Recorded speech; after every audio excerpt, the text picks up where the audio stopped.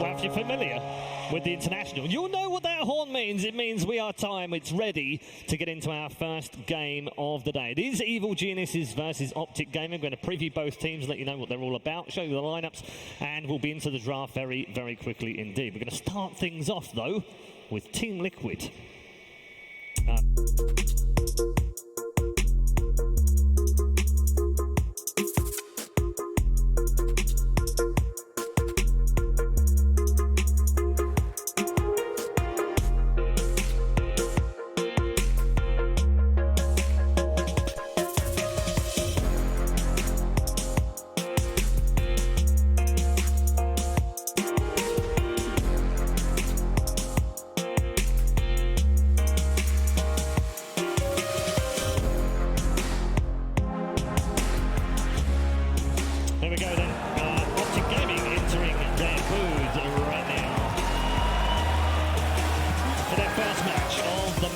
Here at TI8. Of course, a former winner amongst those teams as well. PPD, one of 11 players here, gents, trying to win a second Aegis. We weren't able to talk about this earlier on, but this is what it's about this next 6 days. It's not just winning the Aegis, not just doing everything, but it's also, you know, who's going to win too, and they have a chance in here. Let's check in with the Optic lineup.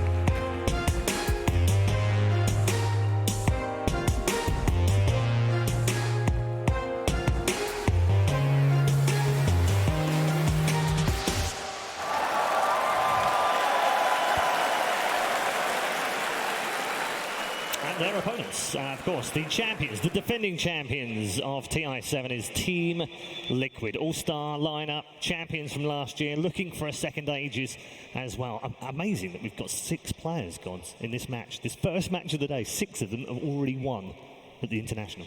Yeah, I think for Optic particularly, you got to look at that guy, PPD, TI5 champion. He's the one that needs to keep everyone calm, lead this team, give them that confidence to take on TI7 champions Liquid, because you got to imagine there's a lot more nerves in their booth than Liquid's. And Black, we were talking about this last night, you and I. You had some interesting opinions about PD. Seems to have this uncanny knack of being able to bring players up and bring them together. Yeah, personally, I feel there's only like a handful of people who can do that in Dota, and PPD is definitely one of them. Like, it doesn't matter who you are, he can make you great. And he makes like every team work. Like, there hasn't been a team that really failed under his leadership, I think. So this guy I think really deserves a lot of credit. Yeah, maybe even Fault could have done well. Yeah. Dude, come on. Well, he did That was better too than me. easy. That was too easy. I'm glad we're bringing up right away, though, the captains. Because I know in a lot of matchups, people are talking about, all right, the mid, sure, all these roles are important. But for this one, I do feel like it's a lot of a mind game between Kuro and Peter. Yeah, they are 2 legendary captains. It's going to be interesting to see how they draft against each other as well. There are lots of mind games. I mean, it's already begun on the social media. We've had Liquid. I can't remember the last time Liquid got that feisty on there, but you guarantee Peter's got those draft tweets already, isn't he? If they manage to win here, he's gotten ready.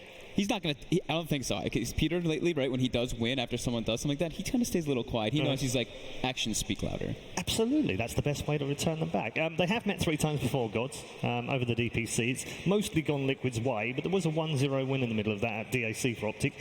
Can we read too much into that? Or it's such a different game now, isn't it? It's changed. It's also just a different beast when it's TI, so it's a nice maybe reassurance probably on Optic's mind. Hey, we did get that 1 win. They're not unbeatable. They're human like us, but it's just so different when you're playing at TI. Yeah, I know we're focusing on Optic. It's mainly because what more is there to say about Liquid? They're back again. They're in great form. They won the Super Major at the end of the season. But focusing on Optic for a moment, how do they cope with this? Because for some of those guys in that book, this is a new experience. I know they've played in big tournaments so far, but this is TI. It's different, isn't it? Wick, it's Quinn's first one, right? Yeah. So, well, actually, he was at the last one, but not playing. 33 played in the last one. 33 did play at the last one. There's some role experience, but I mean, it's definitely a different monster when you're on this type of stage, no matter how ready you can be. Yeah, you're playing versus the last year champions right off the bat. And there's a different expectation this year, isn't there? on those players? I mean, I think last year there was kind of like they're going to struggle. It's going to be tough for them last year, both 33 and for CCC. This year, they're in a championship-winning potential squad. Yeah, they are, and they also started from a winner bracket, which a lot of people didn't really expect at the beginning of the tournament, and they definitely gave themselves a very, very good shot at actually going deep into the tournament. But of course, Liquid has other plans for them. Yeah, I mean, all of you, just feel free to chime in. What do you make of this? It seems unrelentless from Kuroki. It seems like he won't stop until he gets 2. And I get the feeling that if he wins 2, the first thing he'll say after lifting the ages is, I want 3. There's just he seems to have limited motivation, doesn't it? Dude, I hope so. If Kuro comes, let's say they do make it, and he goes up there and he quits, oh my God, that's devastating for all of us. Yeah. So let's hope that they keep talk about retirements. There's lots of Dota ahead of us. But yeah, what do you make of this motivation? There's a lot of amazing players in Dota with great legacies, particularly spanning even further back to before Dota 2 with Dota 1. And there's no one player or team that's really made that we're the best kind of legacy yet. And I think that is what motivates Kuro. That's this team as a whole, but particularly him, because he's one of those few from the old guard who's continued to play from 10 plus years ago. He wants to be remembered as the best Dota player ever. Yeah. Is there a hint of the original Na'Vi legacy that he was obviously a little part of when he went into that team? Did he see a little bit and that think, oh, these guys have made 3 finals in a row. That's as close as anyone's ever got. Is there an element of that? He kind of maybe saw legacy potential there? Definitely. I mean, TI is already kind of this legacy thing for Kuro. If he makes it like this, it would brand him as probably the best of all time. And there's definitely this big rivalry, I think, between those big captains, PPD, Poppy, Kuro, some of the Chinese captains like Zhao 8, who's no longer playing, but those guys were always up there, TI after TI, competing in the top 3, top 4. So it's kind of yet to be proven which team and which captain is going to be remembered having won the most TIs. Isn't it crazy, as we wait for the draft, by the way, isn't it crazy, Black, that we're in the 8th international, 35 different players have won the ages, and 7 different organisations. Also, if it carries on this year the way it has done in the past, it's an even year, and it's the 8th year, by the way, which is very lucky in China. And therefore, it's a Chinese team that wins this year who has no players that have ever won before and not an org that won. LGD win this, don't they? LGD or everyone else can go home. What about Serenity? Well, Serenity could win it too. Yeah, good point. Vici could too. I mean, there's a lot of teams that could potentially win it for the first time. Even VP, favorites for a lot of people. If they would win it, they would be the first timers as well. But of course, it would break the curse or whatever people want to call it. Yeah, I think their turn's next year if it follows round, isn't it? Because Na'Vi won obviously all the way back, so it goes CIS, North America, Europe, CIS, North America. So it's their turn next time, right? Should be. Yep. Oh, I don't know if we can cope with all these memes and curses and streaks. They can't either. Yeah. Right? VP's been dominant throughout the whole year.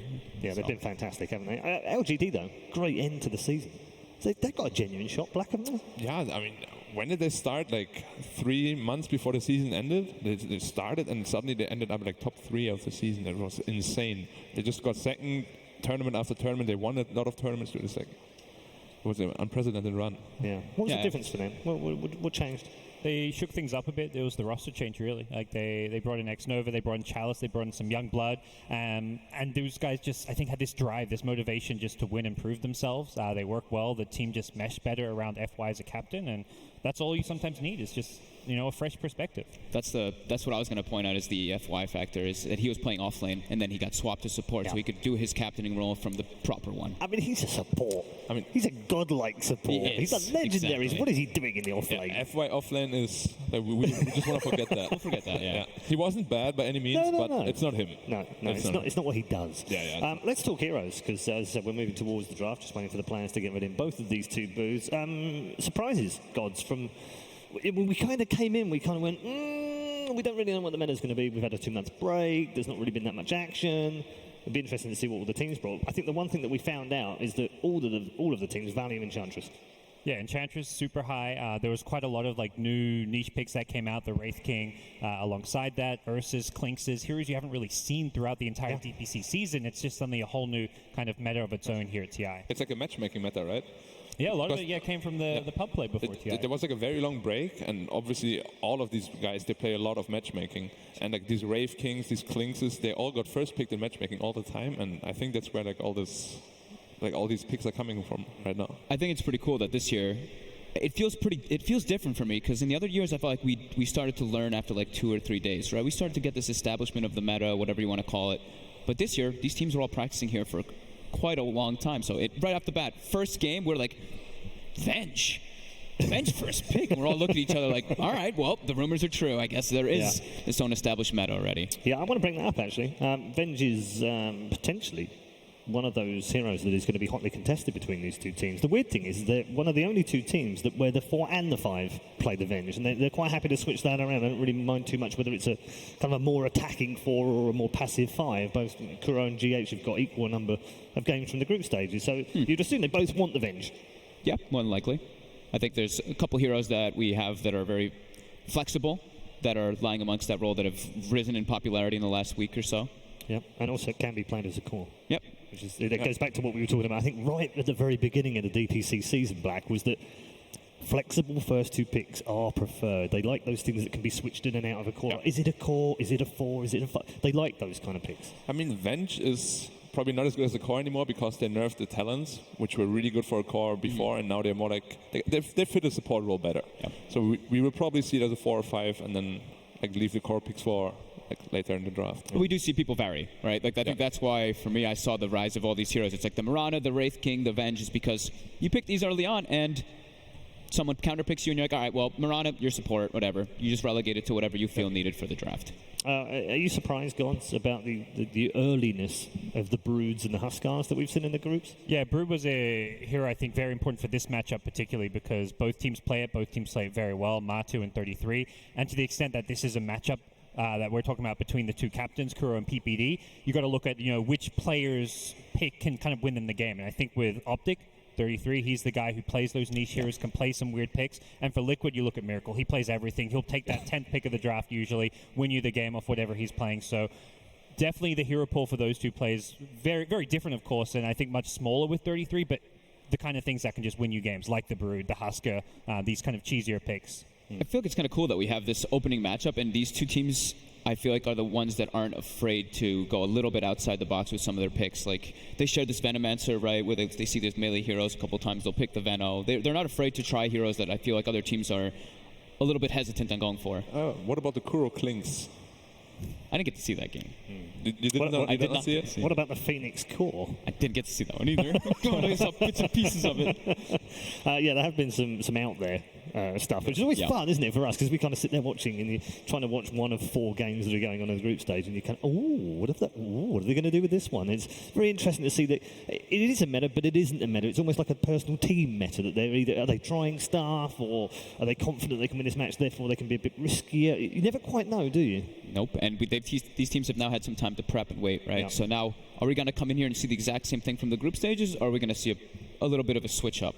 Most banned for Optic during the group stage. They banned Enchantress 11 times, which would suggest they don't want to play against it, but we've seen that an awful lot from a lot of the teams as well. Interestingly, on the other side of the fence, Liquid haven't banned it.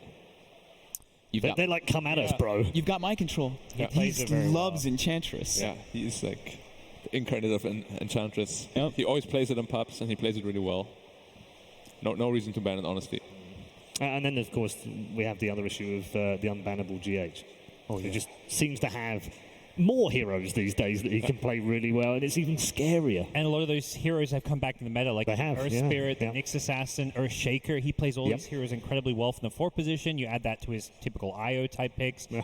He's very hard to draft against. Yeah, they've banned a lot of IO. That's their second most ban for Optic as well. Amongst their bans as well, Templar Assassin, that's another hero that's come out of nowhere. We saw a little bit here and there. It was more like a counter pick, wasn't it, earlier on in the season, depending on what the mid matchup was. But now it seems to be properly back, but hasn't seen a great deal of success.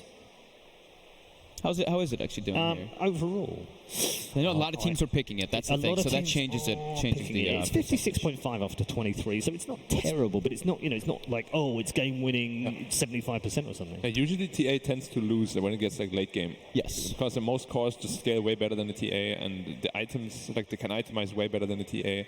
It's more like a mid game finisher. You get the ages, you push the high ground, and that's usually how you end with the TA. But here the games have been actually quite long, I think, right? A lot of them. Especially the TA games, they have been quite long. I feel like a lot of the games have gotten to the point where it's incredibly farm heavy. Like we have the matchup. You're like, okay, they counterpick TA versus Lina. All right, what are we gonna get? And then the TA is doing Ancients all game, and then the Lina is also doing Ancients all game. So like, oh wow, all right. this could go either way kind of now. And it seems like the Chinese teams in particular don't really mind playing that Lina versus TA matchup. Yeah. We've even seen Linas beat TAs in lane. Yep. I saw Ori. Yeah. Ori versus no one. Ori solo killed him twice. That was pretty remarkable. It was intense, yeah. You know, there's a man waiting on the commentary desk who is very happy that the Drow is back. Oh, the Drow is back, and also it's doing very well, I have to say. 65% win rate off 20 games. And one of these two teams pick Indeed. Enigma as well. Yes.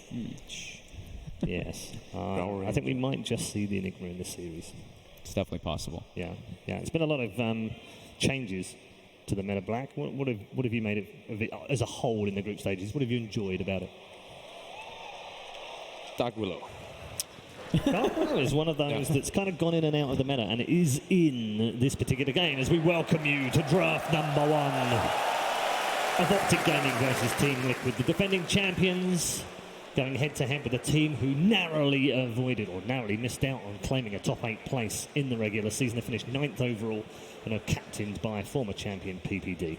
Look at the Liquid ban. They banned Enchantress. They did. Which we talked about. They hadn't banned, so they were mildly worried about it. And the other two heroes, the Venge and the Marauder are taken out, and there's the Drow Ranger taken out too. So Optic, they took the IO first pick, right? And Liquid responded with Wraith King and Willow. And that's another block pick as well, isn't it? The IO, obviously, GH. Yeah, you don't want to give it to GH. You have to first pick this hero. If you're leaving it in the pool, you have to first pick it. Yeah. It's just a given. And I think the Weaver pick is kind of neat to me because I think we've seen IO openers followed by Gyrocopter every time in this tournament, right?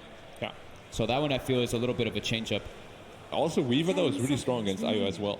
Yes. Like, I don't know if Liquid ran Weaver yet, but they definitely can if they wanted to, and it's really strong against IO. Yeah, we've been seeing a bunch of teams do that hero versus IO for sure. Just the Reyna to play against the low armor. Low armor. You can't really catch him ever. Disable. It's very hard. So the Weaver versus the Wraith King, you can go for your mana break talent or you go for Diffusal. Very good versus the Wraith King. The bugs as well versus Willow, right? You can't actually remove the bug even if you go in your Shadow Realm.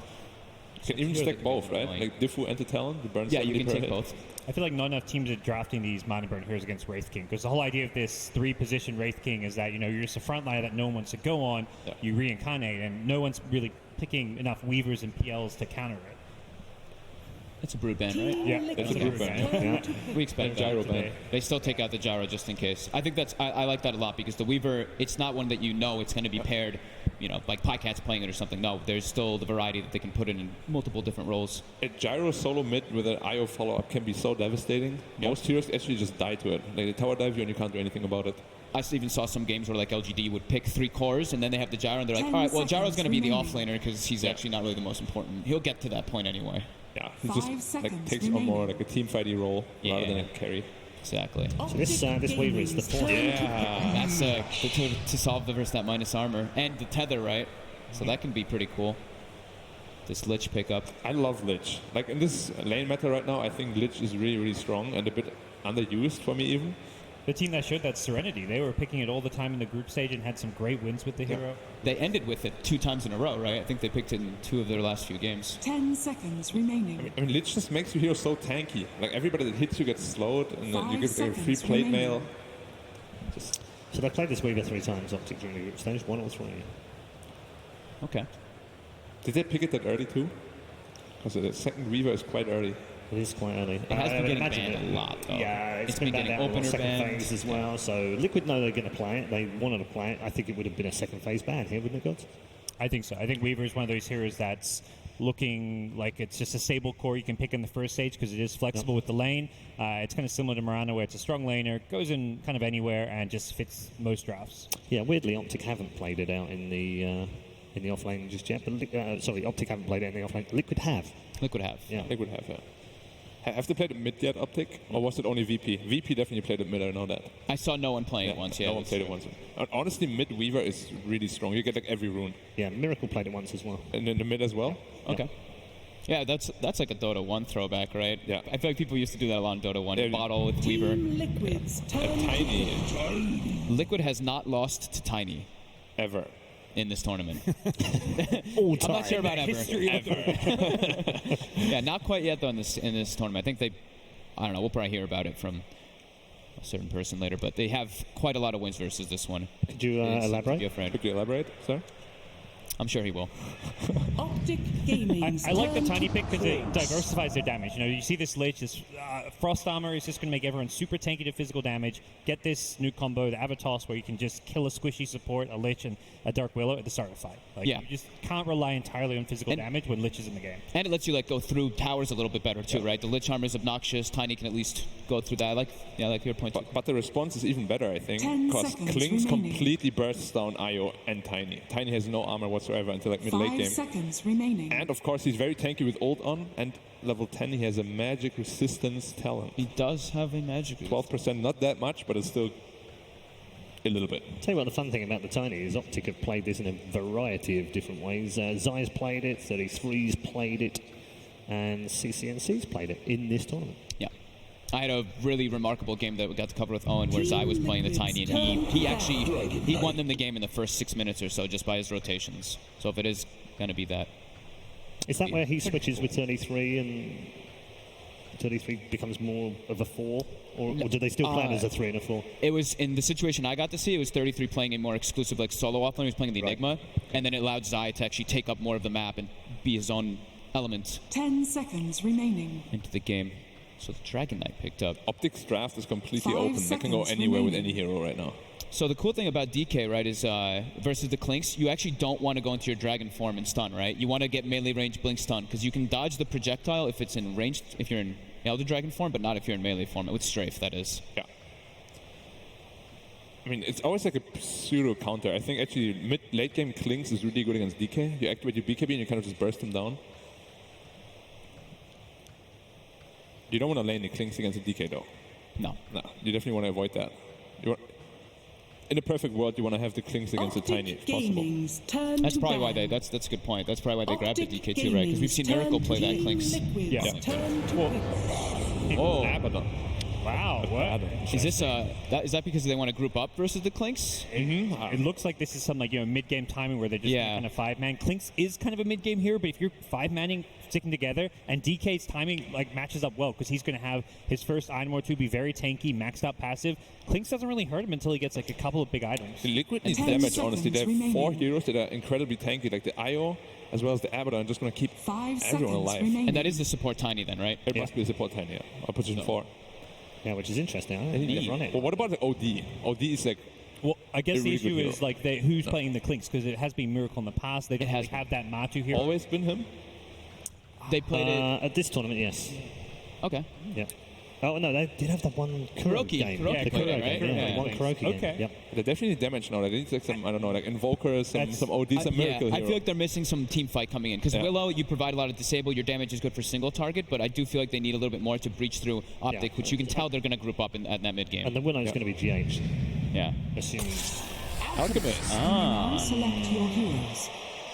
an Alchemist. Does that solve the puzzle, I wonder, It's actually of really this good particular draft? because With the stall. they can't really pressure him in the lane. Pardon Right? me, boys. We've seen it a It is a lot. time for 60 seconds of stats. Get that timer up there.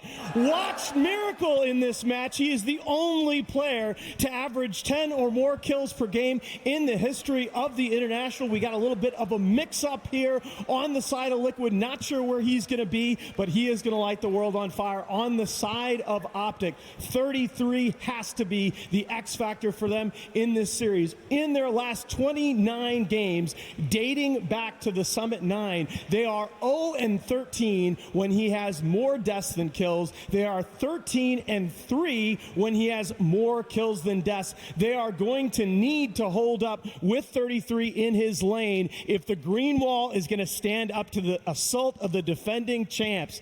But guys, let's get this TI8 main event party started. We've got 2 great captains fighting to be the first ever to lift the aegis twice.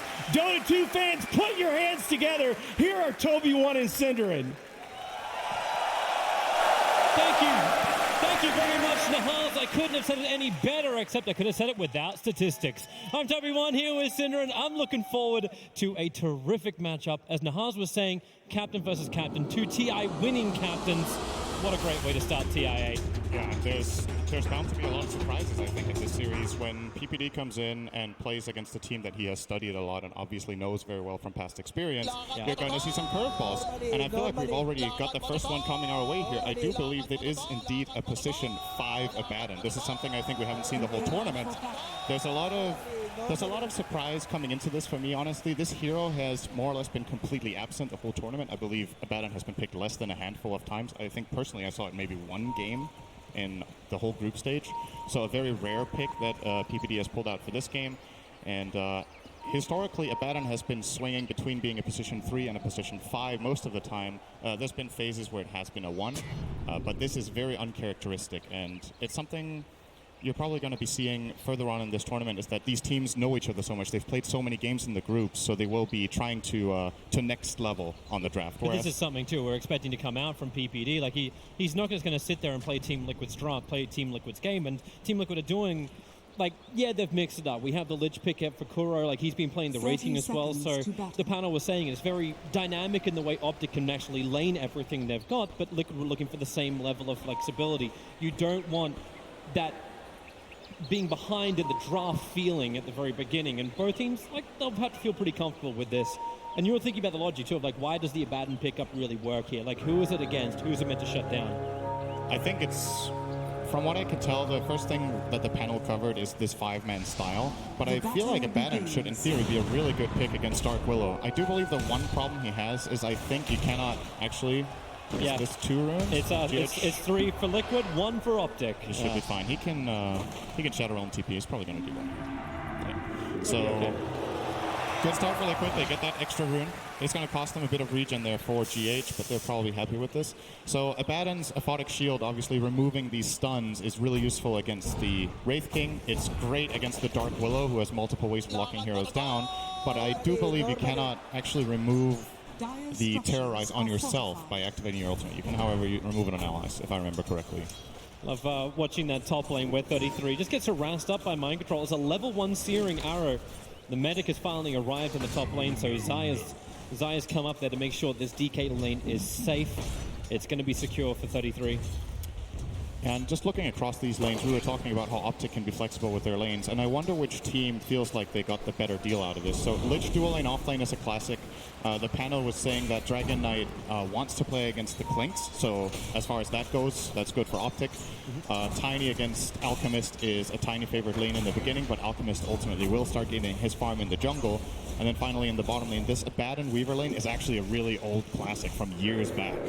Gives Weaver that extra bit of tankiness that it's lacking. You send in the Weaver aggressively with Shikuchi. You have that buffer from Aphotic Shield to protect and deal damage. We'll see how these lanes go for them. Well, Matama's copying a fair chunk of damage. So is PPD. Yeah. Abaddon has 0 armor, and he's playing without a Stout Shield. So that hurts. At least he'll get a stick now. So actually, there's not that much spam. Maybe from GH to cause some problems. But how does Optic actually deal with the mid lane? We've seen Tiny versus Alchemist. I think Samel was the best example from the group stage where he just followed the Alchemist wherever he goes. Do you want that kind of level of aggression from CCNC? Or is it on the rotation from the side lanes? Well, what I generally like to say when Alchemist is in the game and it's a core, then it's an Alchemist game. Like, he is the centerpiece of the game for both teams, really. You can't just leave Alchemist completely unattended. So first of all, you want CCNC to aggress in the lane. What Samel did in the group stage was kind of extreme in terms of aggression, but in the right case, it can be great. Generally, what you do, though, is you bring supports in to try to contest Alchemist's jungle camps. You try to either steal them or kill Alchemist as he is farming them. But we'll see. I feel like CCNC as a player doesn't really have the same super aggressive mindset that Samel does, however. So I would be surprised to see him starting to dive that tier 2 towerman at 4, like we saw Samel do against Somnus earlier on. PPD, they just want to trigger off the shield nice and early, looking for that extra damage. GH has got it, but not enough. 10 HP, and PPD denies himself on the bottom lane. Does not want to give them that first blood. Close call. Real close, probably too close. A little more charged up on that Shadow Realm, and I think GH had him, but he was worried that PPD was going to fog him in the trees on the right, so had to go for the attack there, and PPD with the quick maths. The other intense lane's been up on top. Mind Control's been trying to harass down both Zai, but his positioning, Zai, has been absolutely terrific. Always packs off. Let's 33 take a couple of extra hits, and there's a lot of consumables left up on that top lane, so it feels almost null to this harassment damage that Mind Control does. Gets hit by Dual Breath, there's even less power. We're going to have another crackdown on bottom lane. The Bramble's in position. PPD will catch up on the 2, but GH copying a lot of damage. PPD again! 2 for 2 on the denial. Team Liquid feels like they got something else. Pycat, care of the Bramble. There's the Briar Patch. Matoma's able to get the stun off. Weaver still with a decent amount of life thanks to the stick charge from before, but he's so slow. Half a second he needed it. And he had it to get the Shikuchi off and back underneath the tier 1 tower in relative safety. It might not look that big, but Pycat copying that Bramble actually cost him so much regen. He's going to have to send out extra regen. Matomaman obviously taking advantage of it, getting that Wraithfire Blast out, doing a lot of extra damage. Kuro rotates in towards the mid, just harassing down CC and C. They'll burn the salve and they'll back out, but huge thing as well is like GH has had to walk all the way back to base. It's been the long walk of shame before he can return to the lane. This rotation from Kuro from top to mid is very natural for him because he wants to check the 4-minute rune, and he just walks in. I'm not sure if he's trying to next level Optic here by pretending he warded. He didn't actually have a ward with him. Usually you do ward for that nighttime in the mid lane, but for now Kuro didn't have it on him, but imagine it's flying out soon for their courier. As for Optic, nobody actually has a mid ward right now, which should be really important. You want to control these runes when you're tiny. You want to get this, for example, haste that CCNC has right now. One of the best heroes in the game to get a DD on.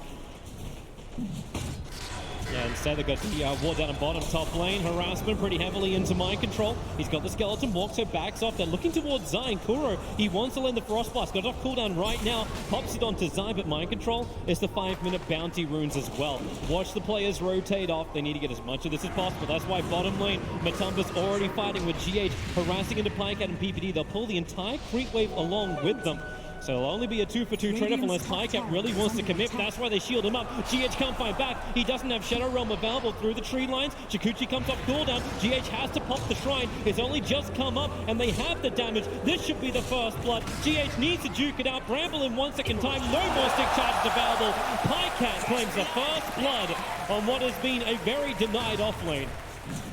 And they're going to retreat back and grab this second bounty rune, so it should be a 2-for-2 split, it looks like.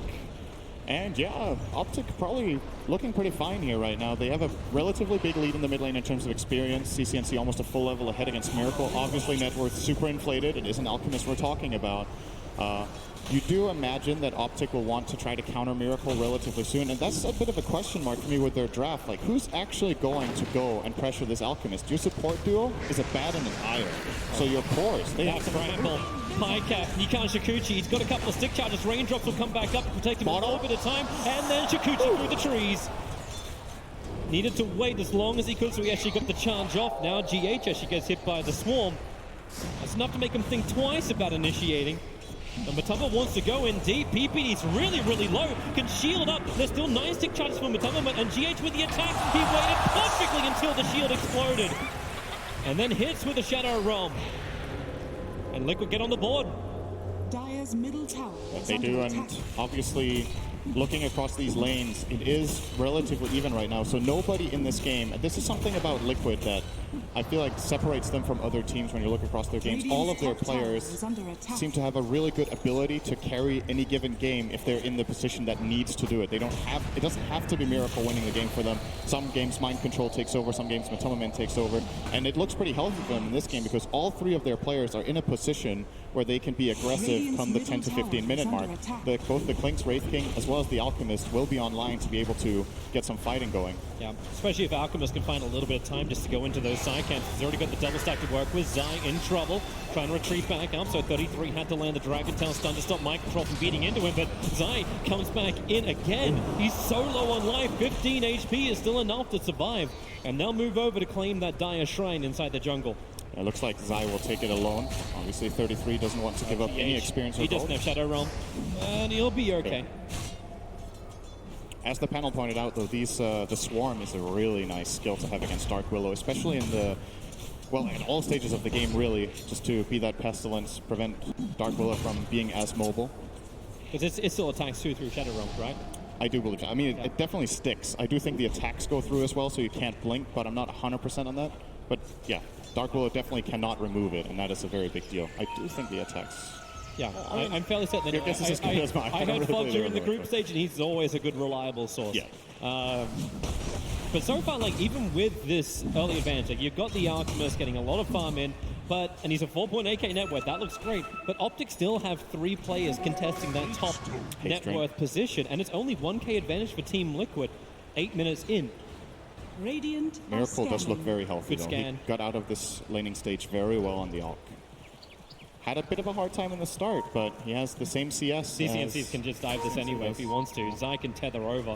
He just needs to find where knows Miracle where he is. is. Sees him in the tree line, but CCNC's haste room wears off at the wrong time for him. Very good Bottom awareness. lane, Matumba, not level. Actually, he is level 6, does not level up Reincarnation. He went 3-1-2. So no second life for him. I think even if he had it there, he didn't have the mana. Yeah, nice kill. Grab for Optic. In the mid lane, CCNC putting some pressure onto Miracle, forcing out that chemical rage. So we'll give a short moment of opportunity to maybe try to go for a kill later on. GH is looking to move up and change the balance of this top lane. Zai may not be ready for it. The Bramble throws down. Zai navigates it absolutely perfectly. CCNC's in the neighborhood. The damage onto Zai will be enough. Mind Control finds the kill as the clinks with the Searing Arrow. There may be now full retreat with CCNC arriving in the lane. This is not where Liquid want to be, but they've managed to split all 3 ways, and they're back out to safety. And in the meantime, this is a free mid lane for the Alchemist. Miracle very happy to see this rotation off from the Tiny. He's going to make the most of it, actually claiming half his tower already. Well, Zai tries to TP in to take the creep wave off the tower. And CCNC does return, so Alchemist is happy with this, back into jungle farming. Pycat on Matumba bottom. Bounty runes are about to spawn, so both of them want to be in range to contest. Oh, Pycat misclicked! Oh, he wanted to grab the rune! He's in real trouble. Without that rune, he can't! Oh, that's a blunder. Radiant's middle tower is under attack. That is a blunder. That was 100% unintentional. Wanted to click the rune, ended up clicking the Wraith King. Does not have mana for time lapse. And Matumba grabbing a nice free kill for himself there. Those kills are big. It's core on core solo kill, so a lot of gold. He claims all of the kill gold as well as the AoE gold on that one, 355. And now you're starting to really move up in the world of net worth. 3,000 the advantage for Team Liquid. More space for Matumba on bottom because everyone's gone. The rotation in towards mid to help out CCNC comes up for nothing. In fact, Miracle just farms the lane, then moves back to the jungle. And he's already got himself a double stack in there ready to farm up. This is very problematic for Optic. This Alchemist last pick is working out very, very well for them. I imagine the way Liquid planned this when they went for this last pick was that they looked at, yes, we will be facing a Tiny. However, can they actually invade us very easily? Since none of the supports have significant damage or lockdown, they probably felt like even with a slightly losing lane matchup, Miracle will be free to farm for these next 5 minutes and get a lot of items. Who's going to gank him? Your Dragon Knight going to come over there? Maybe Tiny and Weaver together could combine, but They have the opportunity at least because he's going for a straight Radiance build. So that Radiance should be up by the 13-minute mark. Matumba in real trouble on bottom. Still doesn't level up that Reincarnation. Now he does. He's got the mana available for it. And a pretty damn big army. They slow him down. Kuro will TP in over. Pycat made his break to the tree line. And they've got help. CCNC is in the neighborhood. And now, well, with the Kuro Lich ulti bounces up to PPD. He will die as well. It reaches far enough. And with the Curse Crown, CCNC's having a hard time getting away from Matumba. Just slowed up. GH can no longer help. Pycat was too much on him, so Ishikuchi's down with the trees. But GH, he jukes it out, goes to the right side. Pycat's still got another chance because the Swarm flies through. It doesn't latch on GH, however, so Ishikuchi's down. There's a Curse Crown to keep the stun going. Pycat time lapses off before the damage can arrive. And with the Bedlam out from GH, Pycat just has to Ishikuchi himself away to the other side of the creep wave to safety. Maybe not all the way. Natama wants to hit him a couple of times, but he is in relative safety. Maybe with CCNC arriving, Avalanche is going to arrive with the taunt. Pycat and PPD. All 3 combine together to bring down Matumba. But look at the space. 12 GH as well. Minute Radiance. He relocated in behind, almost at the tier 2 tower, looking for the retreating GH. Optic need to... They just need to up the pace here. They can't keep playing at this pace. Miracle's getting way too much. You see him already showing up with this Radiance. This has got to be... There's also the mental aspect of this, right? You're playing on a big stage. You're playing an important game, and you see a 12-minute Radiance on Alchemist. Yeah. You need to start game planning now. Like, okay, this is a problem. Like, what is our solution? And I think if you just play slow, go for a couple of lane picks here and there, and just let Miracle farm, this game only ends one way. Alchemist has played so many games like this. And you look at the late game counters, which is another thing. Like sometimes, yeah, you can give Alchemist a bit of space. You know, it's all right. We've got some of those late game carries that are really good against Alchemist. And this game is like nobody who's going to kill this guy. Yeah. If they had that late game answer, then yeah, maybe this would be a better position. They could just continue to do what they're doing, which is hunt everybody else. Zai's in trouble. Just came up for a little bit of a ward mission. And Matumba as well as GH just lock in control. PPD, tether away. Zai wants to survive. The Curse Crown's still going to connect. And Kuro will pop him. Just letting that Chain Frost go. Very liberal with it. Matumba's not done. Blinks forward towards Abaddon, but he's done. Borrowed time is available for Abaddon. He was hoping to proc that, but just didn't get under the damage threshold of 400, so TPD will have that available. I believe we're looking at a smoke here, I think. They want to go and make a move on the Alchemists. Exactly what's happening. Can't keep waiting. They do have a good aggressive ward, so this is the Weaver as well as Tiny combining. You know what? I'm not... Okay, is this enough? That's what I'm wondering. He has stick charges, he has strength treads on. They don't even have a slow, they don't have a control. It's... like CC&C has hit the Avalanche and toss Miracle. He stuck around long enough to actually come in range of that high ground, but Chemical Rage starts to wear off with GH and Kuro nearby. They're there to support him. PPD caught inside the bramble, but he'll be fine. 33, he's actually hiding in the middle of like the entire lane. As Mind Control and Matumba were looking for a kill on him, but that early I don't Shadow Amulet's going to allow him to survive, and yeah, that wasn't intentional. Radiant's bottom tower is under attack. I don't think Liquid saw it.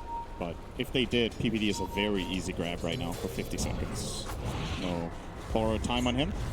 33 is TP down to the bottom lane. Optic want to change the point of attack. They want to try and find Matumba, and man, he blinks over the swarm. Pycat saw him go. They'll create a small little army. But with the Dragon Form 33 arriving on bottom lane, this is now tower taking time. This is going to restrict the map of Team Liquid. But that's why they look for the rebuttal.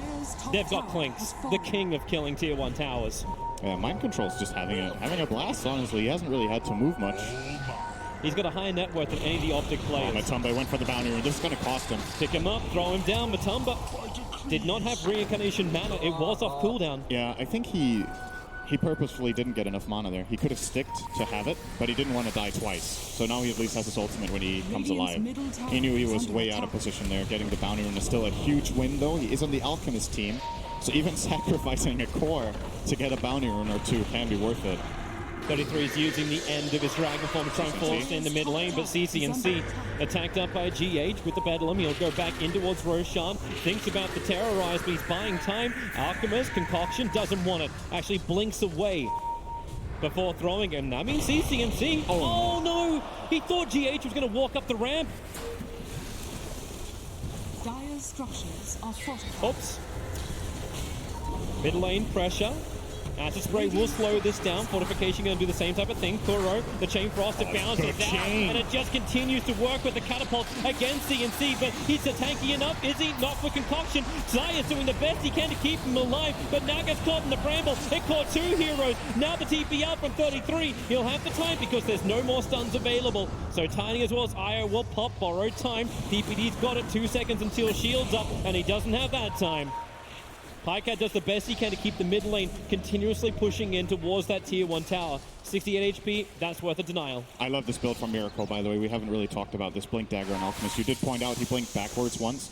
Most of the time when Alchemist has a good start, we see them going for this very snowbally approach where you get the Radiance, then you get your next item, such as Manta. But in this case, going for the dagger, realizing, well, I'm actually strong enough to just win fights, so why wait? 33 found the perfect target. GH was just sitting in the tree lines. It's only a level 1 Dragon Tail stun, but it was enough.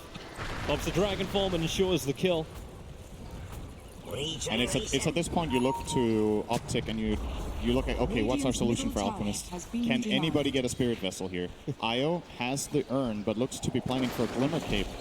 And the problem that I still see is Liquid will have these tanky cores, Alchemist, Wraith King, and even the Clinks with Death Pact. All of them will have ice armor. In the Optic Gaming lineup, do they have the oomph to get anyone down? Well, maybe not. Try it now. The Observer Ward saw Miracle, and with the Swarm on top of him, Miracle's losing armor real quick. Puts down the Acid Spray, but they bring down the Beast. Biggest kill on the map. Yeah. Alchemist is top net worth. He's on the leading team. And these kills are worth so much money. How much did they get for that kill? 537 gold into Zai. Yeah, they got 1,000 in total, and Miracle lost 400. So that's a 1,500 gold swing, just that one kill. And you want to look for that Alchemist. It's the Diffusal reveal from the Weaver that gets the job done. The Edge of Mind Control looking to wrap around the bottom. They don't have Bramble available at the moment, so finding a kill is difficult, and you're fairly certain Zai wants to do a relocate gank onto somebody. But the only place they really have to go is potentially top lane.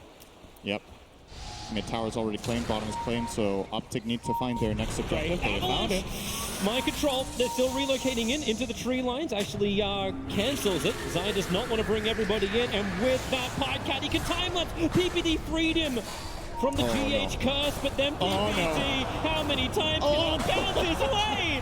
So unlucky, but he still wants to try and fight it off. He doesn't have the borrow time available, so PPD will end up falling, but Pycat's the bigger one. Chikuchi up, he's still dusted, but he'll get up the hill and far away. So PPD, we know the 5 positions have it hard, but that is just brutal. That was pretty funny. I think that was 4 bounces in a row where there was 1 or 2 secondary targets that could have hit instead, but kept jumping to him. I mean, in a way, maybe he was happy with it. You know, I'm in on my ulti, so I'm getting healed from it, but the slow stacking is really, really a problem. Yeah, but he did his job, right? He saved the Weaver from Terrorize. Did the right thing, for sure. Yeah. Big pickup and a big reason, too, why you want to have that Abaddon. It's that saving grace. Like, we've seen a couple of Oracles appearing, but Optic Shield makes it very difficult for Liquid just to focus that target with disables and just pop them. But they're still looking very good, Team Liquid. 9,000 gold advantage. The Manta Sal just got completed over a Miracle. Optic Gaming need to... You said amp up the tempo. It's still... Can they amp harder? Well, I'm looking for Miracle to amp up the GPM. My prediction was 1k plus GPM. That'll be good. That still hasn't been done, I think. No, it hasn't. Right, the entire group stage, it hasn't. He's on the way. 815 GPM on this Alchemist right now. Bounty runes are about to spawn, and Optic in a good position here to claim at least 2 of them. Mind control's ready to fight on bottom lane, but Tumbakura, GH, they're all coming in. The bottom tower should be taken. They see 33 over in the tree lines. He'll need a Shadow Blade right now if he's going to survive, and he is invis. They're revealing with the dust. PPD is turning around. Aphotic Shield gives him a little bit more life to begin with. They get hit by the Bramble 2 times over, and that's already triggered his borrowed time, so DK will fall. Abaddon will follow through. And Team Liquid, Tier 2 tower is gone. And maybe more. Zai so low on life. The Radiance Burn got him. The Acid Spray was ticking it. And Miracle just walks by and gets a drive-by kill onto the Zai. That Alchemist taunt. That's a lot of weight to move from foot to foot. He makes it look easy, and then he makes it look easy. And now they're going to go for Roshan 20 minutes in. It's not like Miracle's got enough money already. He's already staring down the barrel of an Assault Cuirass. Yep. What's the GPM at now? 837, so gone up 20 since we last looked at it. What Optic did manage to do there was at least to grab 3 bounty runes. It's really important against this Alchemist to grab these runes. Things could be looking a lot worse right now. They did also get the tower. Going up Matumberman with this Diffuser Blade over on the Weaver. Matumberman getting this ulti off is just impossible. So when they can isolate him like this, Optic know they have the kill. The cost is, of course, the Aegis, the Immortal, and it is on Miracle. And it did seem like Liquid planted him down there as a distraction. Mind control triggers up PPD's ulti again. CCNC's nearby. Avalanche toss. He's finally going to try and get rid of Kuro. No, he can't. The raindrop protecting Kuro so well. So CCNC, he can't finish the jump. He's tiptoeing around the Bramble. He wants to go again. Blinks off cooldown in 4 seconds time. They don't know Kuro's in the tree lines, but now they know where Mind control is. Dragon Tail stuns up from 33. He came under the cover of Invis. Pycat's there too with the Sentry Wars down. There's nowhere for Clinks to really run off to. Or is there? He's still got the Swarm on him and Mind control. He's actually got the distance. He's got the speed. And no he's dust. Away. Only Sentry's on PPD in that situation, and that doesn't cut it for that kill. And you know what, Toby? What? Space for Miracle. He's just farming. He's up to 870 now. Let me keep the tally going. My space created. Copy-paste binds. Yep, pretty much. And Miracle has practically got the AC. Yep. He's getting really, really big here. And BKB will be coming in soon for 33. He needs a little bit more time to farm this one up. I don't know if they can really keep up with the other cores, however. Yeah, Pycat is closing in on his too. I think it's a good approach here. Optic need 2 things. They need BKB so that they can stay alive in the fight against all this magic damage and focus fire. And then they need a solution for Alchemist. These are the 2 things they need. Pycat staying nearby for the tether, but it will not happen. They have more than enough control through just Matumberman. They didn't even need anything else for that. And now they find 33. Farming up Ancients. Kuro will slow him down the Frost Blast. They Sentry and Observer. And 33, the TP out. Perfect way to play it. There is no more stuns available. Chain Frost. The sound is nice. It falls all over. Is under attack. Tanked like a bounce. Tier 1 tower's now going to be brought down. Liquid, they're ready for this push. The Assault Cuirass has just arrived. So, yep, 23 minutes in, 20,000 net worth. Normally it's pretty good when a team can go with that kind of net worth per minute, but having the Alchemist this big, these BKBs will allow Optic to survive, but it will not allow them to kill. And they're TPing over. The Dire scanning up. Highcat wanted to know it was going to be safe, trying to get into the back lines. As the front lines attack, the Swarm is really good. Hits mind control, hits Kuro, and that's why CCNC focusing, concocts stuff into the rear. They're looking for the kill onto Zai, able to claim it, so there goes the medic. And then Reincarnation. Wraith King gets back to the world of the living, the Bramble. It won't catch anyone from Optic, neither does it terrorize. Two huge whiffs, and Optic have an opportunity with these control factors gone and Chemical Rage timing out. Optic will look to turn this. They've already managed to nuke down G8. CCNC sacrificing himself to do this. With none of that burst damage, Optic just have to stay inside their base and fight illusions. They can't even fight the real stuff. And you still have the second life on Miracle in this situation. The Aegis wasn't burnt. Still, that's the kind of fight that we're looking for from Optic, right? They activate this BKB on the Weaver. The Dragon Knight will have one relatively soon. And, well, it looks like Zai is indeed working on that Spirit Vessel. However, he has to play around a couple of additional problems right now with both the Manstall and the Aegis. It's a step in the right direction. Optic, they have to just hold on and try to get the items that can bring him down. He's got the Vision, the Observer, and Sentry, but it's kind of the worst target for him because he can't instantly kill it off, and they really would have preferred the DK. But PPD, 8th death in this game. He is half of Team Liquid's kills. Did you see how fast he died to the Clinks there? That's some serious minus armor stacking. The AC, Clinks as Deso. I'm not sure if PPD was in an Acid Spray as well at the time, but you add those up, it's like minus 15 armor. But what armor do they even have on their side? It takes away pretty much all of Tiny and Reaver's armor. Miracle, Gunamanda, try and actually, well, use the illusions to get rid of the bug as quick as he can. Liquid got 3 runes. Yeah. Toby, you gotta keep your eyes on it, man. That 1,000. My eyes are watching. We're almost there. I'm watching mid lane. Zai comes in. He's trying to think he's under the cover of Glimmercave, but the Sentry Ward was already down from Liquid, and it is the ultimate trap. Mind Control and Miracle combo with the rest of Liquid. 5 heroes mid, ready to push. Holding this without Dragon Knight is really difficult. He's going to have to buy back if they want to try to defend these middle barracks. Yeah. They might just be giving them away. Dragon Knight buying back when he's this close to BKB is really, really annoying. Miracle's hunting for another kill. PPD, is this going to be your 9th death of the game? Technically, it'll be the 11th. 2 of them were on his terms. Miracle, Chemical Rage. He's trying to taunt his way out. There's only got another 2-3 seconds left on it. So he'll run back out through the mid. The tower is gone, so they can attack into the shrines if they want to. It's the toss back. They're getting Miracle in real deep. The drop is perfect. And without the Aegis Immortal, with it being timed out, Miracle can be brought down. Matumba's trying to help him out by coming in closer. The Pycat runs through him. A huge kill. 703 gold worth of a kill. And they're charging forward. CCNC with a stun. Wraith King. He's got 21 charges. Does he want to burn it? Does he want to try and come back to the world of the living? Maybe not, because 33 can't even run away. He'll dodge the stun into the Shadow Realm, and he did actually burn the Reincarnation. So Mind Control turns around, trying to take the fight. Zai, oh my god, this is not what he wants to be in. And Mind Control, he's got himself a double kill. Miracle opened up. Beautiful and just bait. brought down Pycat. You thought it was Optic's fight for a moment. Beautiful bait. He buys back, has the Boots of Travel, comes in. They overcommit on Matumba, man. And with these 2 heroes dead, Weaver has to buy back to try and defend this. And Miracle feels pretty good about buying back here. In case he does die somehow, what are the odds that Optic can get down a lane and actually start dealing structural damage with Liquid having this much map control at this moment in time? Not a lot, and they still need to have the sustain to come in from Zai, but Mind Control has just been given one task, make Zai's life a living hell.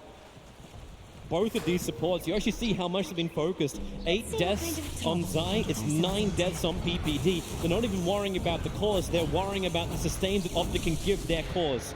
Delete this, then the cause are an easy thing. So we get to see that one moment again as Miracle happy just to beat down through the melee racks, and this toss back actually put him in a real rough position as the Aegis timed out. This is pretty much perfect what Optic did there. They could not have made a better play than this exact one, tossing the Alchemist as Aegis expires. And still, again, there's so much in the bank.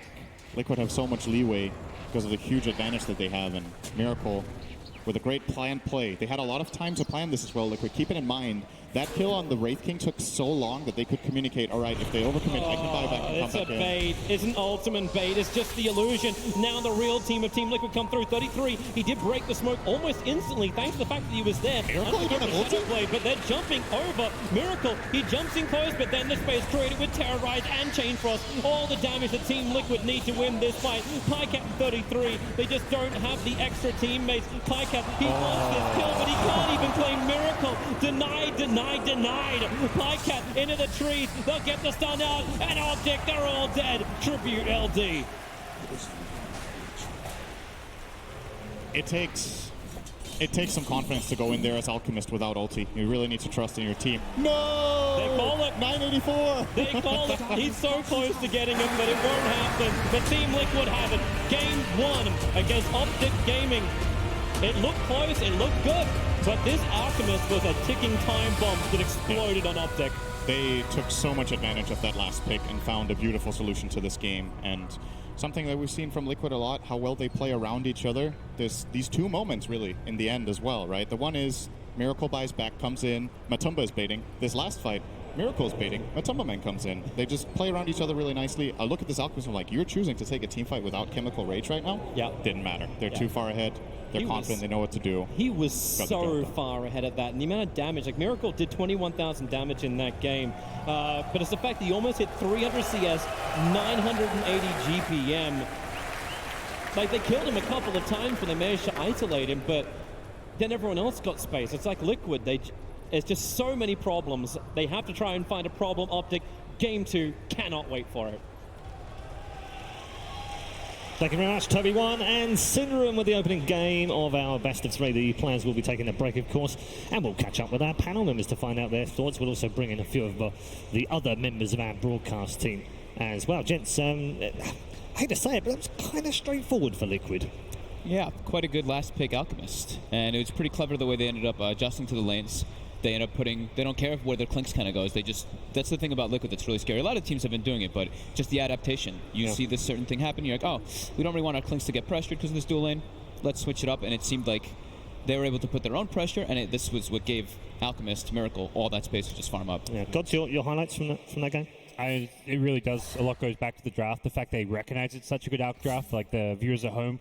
What makes it a good out game is the fact they have these two supports. IO, Abaddon, they don't do anything. 5-position Abba, very static, sit in lane, use your miscall, use your shield, and then their other cores on the side lanes don't rotate as well. So Alk has a pure 1v1 mid with an okay matchup, and he doesn't get contested in his jungle. You've got to be able to contest Alk's jungle if you want to shut him down. And they don't even have, like, after the laning phase, you look at their heroes, they don't really have the heroes to burst down an Alchemist, right? Ideally, you want either control or heavy burst damage to actually kill that hero, but looking at them, their supports are IO and Abba, like you said. They don't really have the control. It's like a DK stun, and they have to kill him with a DK stun or an Abba toss. But it was also the perfect setup from Liquid, I think. The Lich into the Alchemist, actually it makes Alchemist almost impossible to kill, because the only problem he has really is an armor issue. But as soon as you're Frost Armor, you don't have that anymore. They tried to kill him in the jungle. They couldn't even bring him down below half health. I think because of Frost Armor. I'm getting this distinct impression that he's just actually a Lich fanboy. Why don't we bring a couple of members of our broadcast team in we haven't spoken to just yet and visit the regional corner with Machine and his +1. Thank you very much, Paul. I appreciate that. Anyway, I do have Grant. Yes, it's back the corner. Previously, it was myself and Jack hanging out, and now actually we get to get more insight from experts of their respective regions. North America's up first. Optic are up first. And I want to try and understand, of course, they're going to try and stay cool, calm, and collected. And I want to understand a little bit more about Optic Gaming. I mean, first thing that kind of stands out to me is just last year, I was doing a group stage panel with Pycat and CCNC. Look at them now. Yep, they're moving up. I went out to dinner with them. I asked them, like, so how did you guys, how did you just make a team? And they both started telling, like, these bogus stories that clearly weren't right. So I listened to them one-on-one. Yeah. And from what I put together is Peter went to the talent room. He said, hello. Quinn shyly said hi. Yep. And then Peter slid right into the DMs, and next month they had a team. As easy as that? As easy as that. Now, I want to understand, just a bit of a personal opinion here. Did you expect to see CCNC climb so high so fast? He's in an upper bracket game at TI. Yep. I didn't think to see him climb that high, but everyone said, like, him and his teammate 747 back in the day, they just played 1v1, Arteezy as well. They all just triangle 1v1, 1v1. Now he's at TI, one of the younger ones, and he's done amazingly. And so has North American Dota. My last question to you before I throw it back to Paul, but, you know, NA Dota seems to be just kind of slapping down the gauntlet here at TI. They picked it up finally. You saw it coming? Yeah, I mean, I saw it coming. I think everyone else at home saw it coming as well, but me more so. And, I mean, they've moved up. It's looking rough after game 1 for Optic, but hey, you never know. Peter probably has something. Maybe he'll pull something out from his green skirt. Either way, let's go ahead and head back over to that gorgeous panel with the daddy of Dota. Thanks very much. What? The Nahas isn't here, though. However, we do have these 3 players. Maybe, gents, by the way, you just need to hang out in the talent a bit more. Right? And then eventually someone will DM you and you could be playing here at TI United next year. I think I remember Peter walking right by me. Right.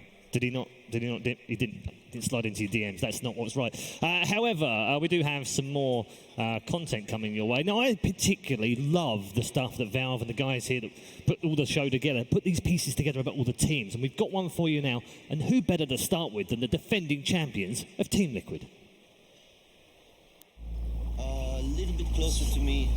Yeah, perfect. So what do you guys like most about your team? I don't like my team, honestly. I'm just here for the sake of winning. That's it. I don't like them. I see his point, but what I like I said many times, it's like a family. You need to give me a beer. I'm the captain here. So yeah, I think friendship matters in the team. Take it easy on the boat.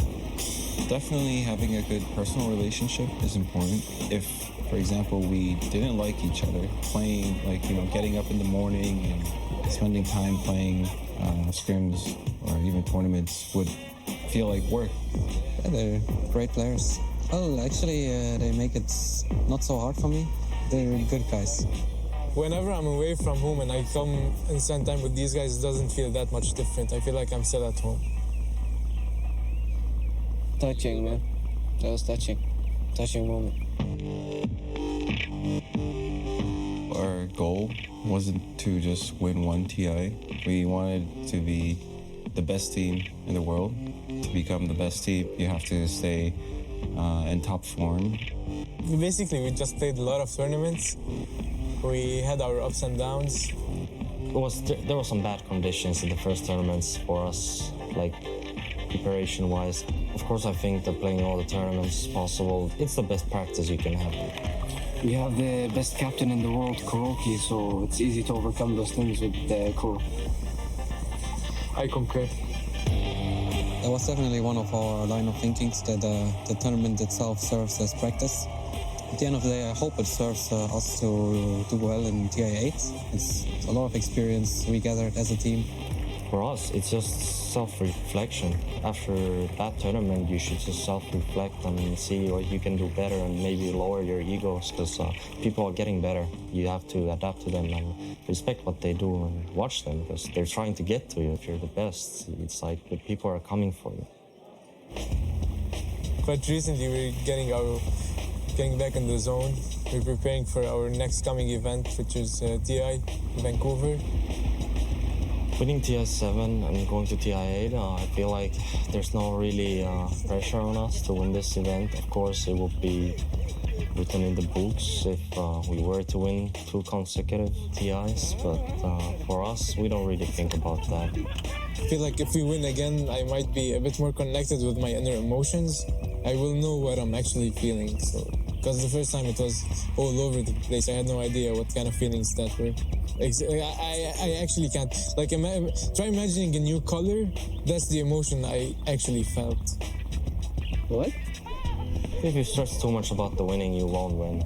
That's just how we feel. So we just try to play and enjoy ourselves. Of course, we want to do well. Like we want to win. We go there because we really want to win. At the end of the day, but if we put expectations on ourselves, maybe it's gonna hurt us more than anything.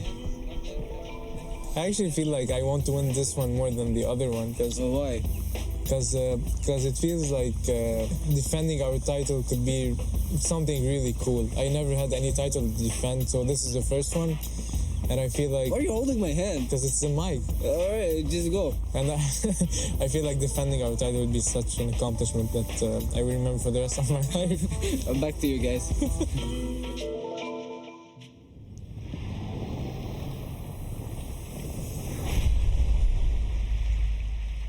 Fantastic stuff. What's not to like about them? Defending champions, all-round good guys as well. I think, though, my job is safe for now with that mic control. Someone who is very good with their mic, however, is Mrs. Casey, who is out amongst the fans, I believe. What are you up to right now, Casey? I have met some people for whom this is their very first TI. You guys excited? Yeah! Tell everyone where you're from. We're from Montreal. Montreal? Yeah. And what do you think so far? Really nice. It's a really great experience, and I really like this first game with the double deny from Abaddon. Yeah. It was epic. I understand, though, that you're all rooting for different teams. Is this going to break your friendship? Yeah, of course. I appreciate your honesty. All right, you're rooting for who? I'm rooting for Fnatic. OG. I'm for Liquid, yeah. Yeah, OG. EG. Oh, snap. You said you would sing with me. Yeah. You ready? Yeah, of course. And dance? Yeah, okay. Yeah! I like it like that. That was way better than I thought it was going to be. See, this is the best part of TI. Even for those of you watching at home, there are so many people who are experiencing it for the first time. So we like your enthusiasm, right, everyone? Come on. Back to you, Paul.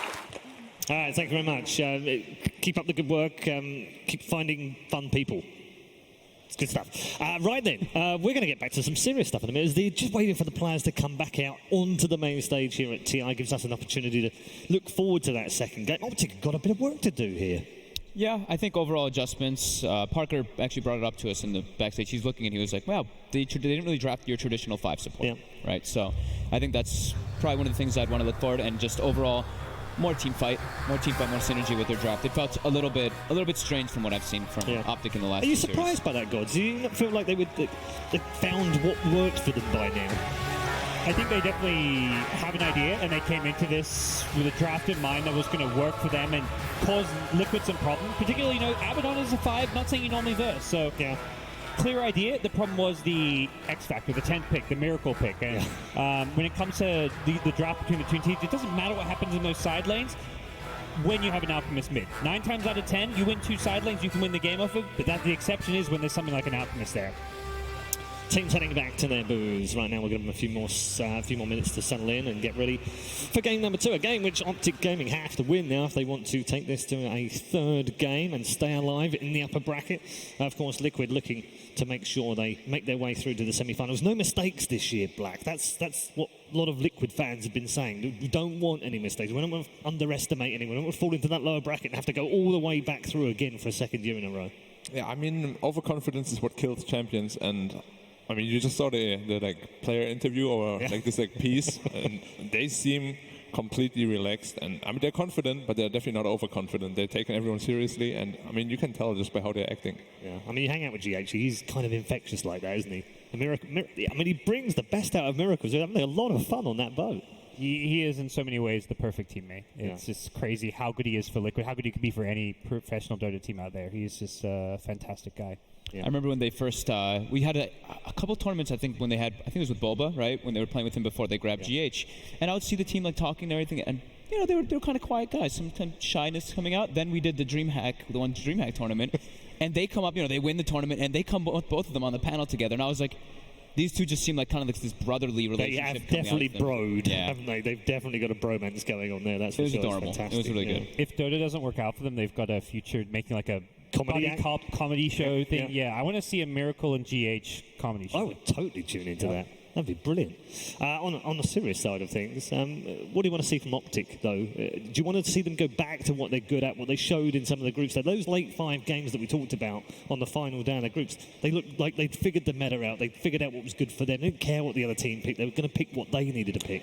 It kind of feels like they kind of shot themselves in the foot last game with the draft.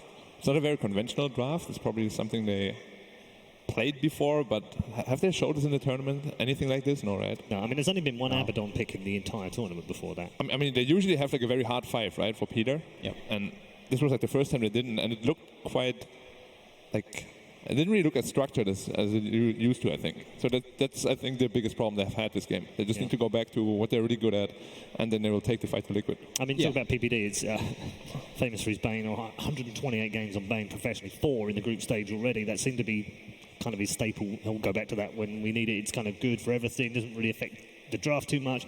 Just something he can sit on and dictate the play of the game. Yeah, I think that's a great adjustment. Just getting Peter on that harder 5, harder just full support hero that isn't a melee hero, because that also makes it a little harder. Unless it's Tree. I think Tree might be the or Undying. Or Undying.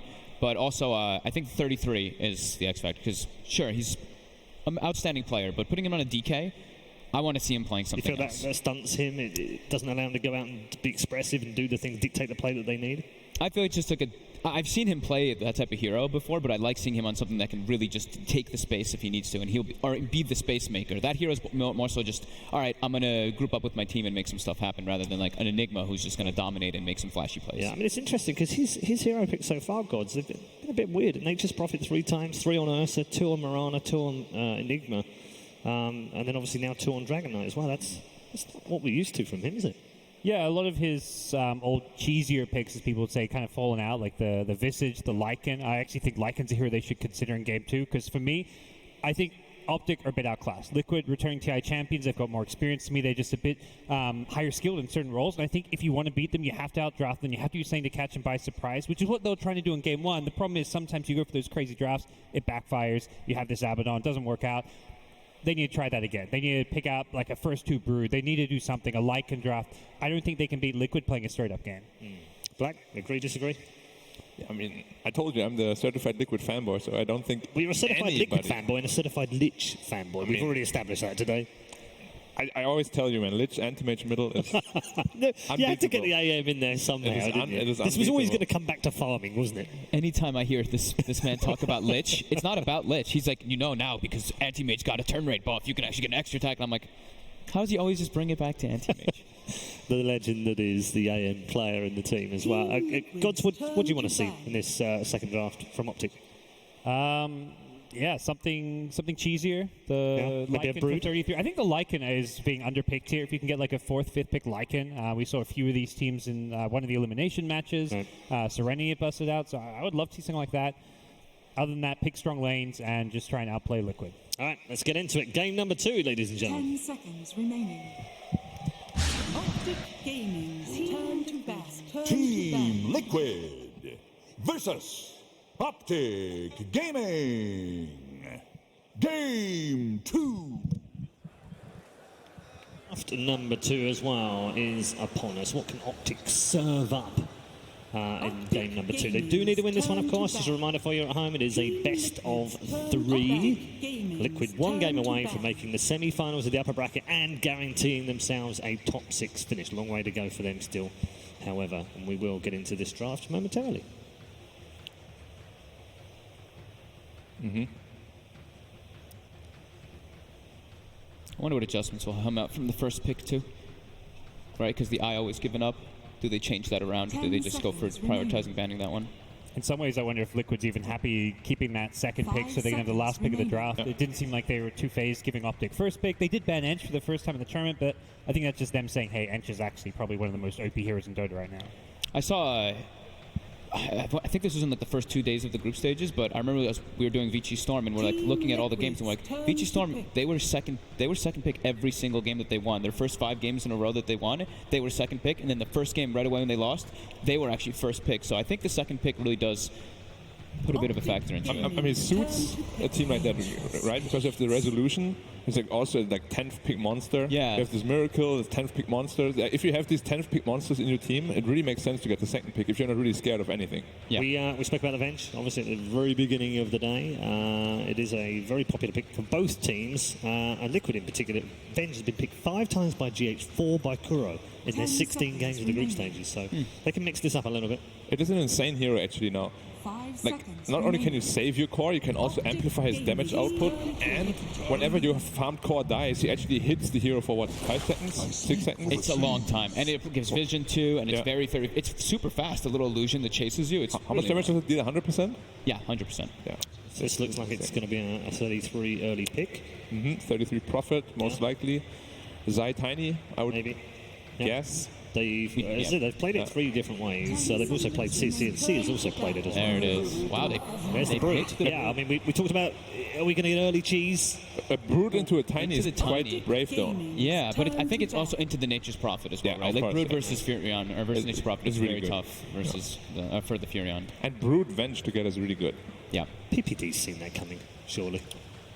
But I'd probably consider it. I think this is one way you can play when you're first pick, rather than play around that 10th pick of the draft where you win the game with that. Your second pick, you can pick a hero like Brood and then ban out the counters. And then it's a lot easier to kind of get this really strong pick early on, and it doesn't get banned out. And then you're not getting telegraphed either with the bans, because obviously I think there are some specific bans when you ban them. It's kind of the other thing goes, oh, they want the Brood last pick, we'll just ban it last.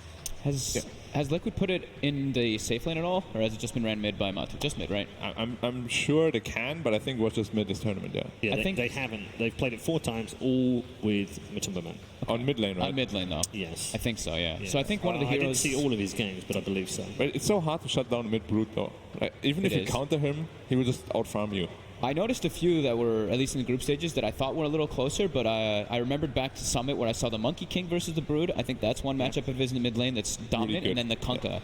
The Kunkka is actually insane versus the Brood. Have you...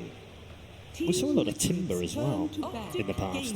I mean, Timber's just a... I mean, I know it's a little bit out of the meta right now, isn't it? But it does provide some of the tools, doesn't it? It's hard because the Brood just avoids you. Like, he'll farm behind your tower, he farms your Ancients. Ancients still give a lot of gold, unlike the rest of the neuts, so that's kind of where Brood's big edge is. And you get to a point where, like, Brood will just farm to the late game, and then you have a Timber in late game versus this heavy-hitting Brood that doesn't really care so much anymore. Ban out the partner, instantly take up the Necroforce. Of course, Liquid loves to play that offlane partner on mind control. So a very good ban there. I mean, it's not super strong against either of the 2 heroes they have right now, because a lot of the Broods actually go into a lot of survivability now. Yeah, Necro's been super popular here. Combined 135 picks and bans on this hero during this event. 91% of all games have featured Necro in some form. What about his win rate, though? His win rate is 47.5 That's off 40 games, which isn't great, but it's not terrible. Yeah, it's still good. Yeah. It's one of those heroes that every team's been picking and playing, even some of the weaker teams of the tournament. So it sounds about right. I wonder if Liquid's looking at something like the Bat Rider here, because it's amazing versus Necro, and it's so good versus Nature's Prophet in the overall grand scheme of the game. So is Earth Spirit. So is Earth Spirit. Instant silence, that stun. Yeah. Very good to pressure the Necroforce. Yep. Started creeping on the back Prophet in as too. well. It's also a ganking here. When you have this Brute mid, if you can get a rotation when you get that big spiraling coming up, you can just get free kills. Yeah, having free kill any and kind free of tower probably too. Yeah. I'm still really liking. I was thinking Nyx Assassin or Earth Spirit there for GH, and then I think the Bat Rider still for the offlaner could be really strong for them though. For Optic though, I think they should or kind of have to put Tiny middle now. He's not really afraid of the Brood at all, and you can't really rotate on him with an Earth Spirit either. So I think the Tiny mid should be quite locked until unless they want to counter pick it with another hero. What do you think about them saving their supports then for the last 2 picks? That's a little bit change. That is very interesting indeed, yeah. I mean, we have seen support profit. Yeah, support profit yeah, that's possible. To secure your safe lane or even off lane. It's true. I also feel Has Side played that though? These 3 cores just don't really look that scary. Makes no sense, right? Yeah, it almost feels like one of them needs to be a support. Yeah. Team Liquid's turn Crystal to Maiden. Crystal Maiden. And that's the thing. Optic had this last pick of the draft. They don't want to lock into picking their 3 cores and saving supports for their 2 last picks. You're just not utilizing second pick well if that's the case. CM's one of those that has returned. We thought it might. It was there's a lot of people talking about this, wasn't there, before the group stage started? Pondering whether mana is it going to be important. Well, Crystal Maiden fit in with that. Remaining. How does it fit around the draft? Is it worth still picking? It's definitely proven the case, isn't 5 seconds Yep. remaining. I think just the popularity of some of these others have overshadowed the Crystal Maiden. It's just like these Venge Marauders, Wraith Kings, and then we took down a few down a little bit more. Then we have the CM still picked pretty highly with a decent win rate. Still 47 picks with 51.06 win rate, so yeah, pretty decent. There were a lot of memes about her, right? It's just like a global clarity potion. Yeah. But right now, if you max that Nova early, your lane pressure is actually insane. You're the range creep secure, and you're the global clarity. Exactly. Now you're 2 things. How much damage is Nova level 1? 100? 130? 130. 130, yeah. It matches the mana now, because they changed that one back after Summit. Yeah, that is fierce. So they're probably not going to pick Miracles here last because there's honestly no difference whether they pick it 4th or 5th if you're first pick. So what could be a good Miracle hero here? I personally like Invoker if they want to go down that. We might but it's like a mid-brood probably, yeah. Yeah, I think it's just the brood mid. Yeah. Still Bloodseeker in the pool. That's being picked quite a lot against the Necrophos. Phantom Lancer potentially. Yeah, that's actually been one of the sleeper heroes here. 26 picks and a 61.54% win rate. Because usually he gets picked quite late, and then Best the game is very good for him. Optic Gaming. They do go for the They go the bat. bat. I've seen them do the bat versus the Necro so many times. It's really good. It's just amazing. And then with an Earth Spirit thrown on top, you have such good kill threat on the laning phase. So now it's like Liquid's they're looking to hunt for this lane. So you're probably going to see them scout very early on just to get this Bat Rider versus Necro matchup. And the beauty also is that he might also be versus a Nature's Prophet. So it's like a double benefit for him. Either way, it's perfect. Yeah. Like, even if they put both Necro and Prophet as cores, he will just demolish both lanes. Yeah, he's very happy about that. You definitely have to go away from the Prophet core now, I think. There's way too many good heroes against him right now. Get the position for Prophet. Does Sai play that? Has he played it? I don't know. Probably has. I'm thinking back to when it was like the DAC era, when we saw the rise of like the Nature's Prophet. I don't know if he played it, though. Well, he can definitely do it. Maybe. He played a lot of offlane Prophet back in this time. Yeah, so. if you really want, you can just play 4-position CM and put the Prophet as a 5 as well. It also works, yeah. It's kind of a similar concept, just depending where you want the heroes to lane. Always love myself some BKB freezing field fights. Versus Venge and Bat, kind of tough, though. And then you get swapped and you're like, oh no.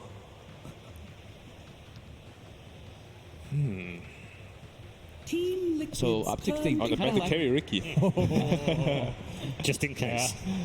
It's also, I mean, versus Necro. It's very good. Necro's all about getting your Ghost Shard out. If you're silenced this early, like, it actually could be pretty scary with the Venge as well. Like, the Venge is what can enable that Ricky to really just pop off. That's Yeah, we've seen 3 Rickies so far, only 1 win during the group stage. Honestly, Liquid has 10 a lot of heroes to choose from. They've got a good mix in their draft. Like, they've got team fight, they've got magical, physical. While I look at Optic, I feel like they really lack physical right now between their heroes. It's mostly magical. Yeah, the only thing they have is like a tiny for physical. And Yeah, that's not a lot. Yeah, exactly. What would Liquid be looking for? Their draft is so well rounded already. It is. Probably just a strong laner that doesn't suffer too much from a Prophet tiny dual lane potentially. I was thinking something maybe like a. I don't want to throw it out, but I was going to say something like a Sven, because Sven is really good. Level 15 talent, you can dispel the Ghost Route as well. Right, what are they looking for? I mean, Ursa. Okay. So we think the Safer. Yeah. And it's a PL. Yeah. Okay. Phantom Lancer. So that's the lane that they want to get the PL versus the Bat Rider. Right. If PL gets farmed, they're gonna win this game. Like late game, they have nothing against the PL, unless they jump in first, which is incredibly difficult to do with All right, boys, it's that time. One more time. 60 seconds of stats. Miracle delivered big time for Liquid in that last game. That 12-minute, 20-second Radiance was in the top 20 all-time in over 1,000 pickups in pro Dota 2 LAN play. In this game, Optic has to control that early game. Necrophos in this tournament, 15-10 record in games that end before 40 minutes, only 5-12 in games that go late. But there are 2 sides to every story, and that Matumbaman Brood is going to be the problem throughout. He is 7-1 on that hero in TI LAN play. Nobody else has more than 3 wins. Guys, the backs are against the wall for the North American team in the upper bracket. Paul, what do you think? Thank you very much. Yes, good stuff. I'm glad he managed to elaborate in that. Time to head over to our commentary duo for game number 2, ladies and gentlemen. It's Synderen and Toby 1. Well, what a game. Synderen, we were sitting here during the drafting phase, and you were like, we're going to have, we're going to have Broodmother as the second pickup, and you were nailing every single one. You knew what Liquid were going to do. It's a slight exaggeration.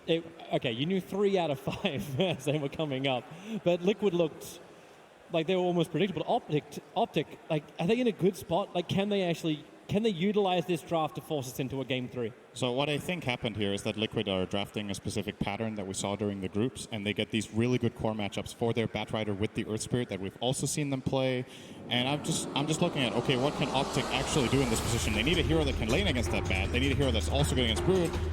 That last pick, Phantom Lancer, seems like a good choice, but it's also decent against the Ursa. I'm kind of with the panel on this, that if it goes late, the Phantom Lancer as well as Necro will do great, but can they get there? You've seen the Brood of Matumba Man just destroy this mid-game timings of enemy teams, so playing slow against Brood doesn't have the best track record exactly against this team. It really doesn't, because the Brood Mother just dominates the mid lane totally. And in the current meta, where it's this 2-1-2, bringing someone in to help out the mid lane normally means you're going to lose one of your side lanes. And then you've got 2 heroes to worry about, and then you still can't instantly deal with the Brood Mother. They don't have great scouting methods for them. They can deal with what Brood throws at them, but beyond that, more questions start to be asked. But with Team Liquid, if they win this game, they're into top 6 for TI8. Yep. That's guaranteed position. And that's the big advantage as well of being in this quarterfinal in the winners bracket. Top 6 at TI, you're already very satisfied. Obviously, Liquid, though, won't be satisfied until they've got the whole win. And a good start would be killing off Picap. Yeah, this is maybe all let's see. CH starts. Rolling Boulder will connect. Kuro's got the magic missile. Doppelganger already. Picap, which one's the real one? They can't work it out. They magic missile and attack the wrong one. He's just auto running to the left. Nice bait. Oh, it's just like, we're going to start this way with Optic every single time. Such a simple match.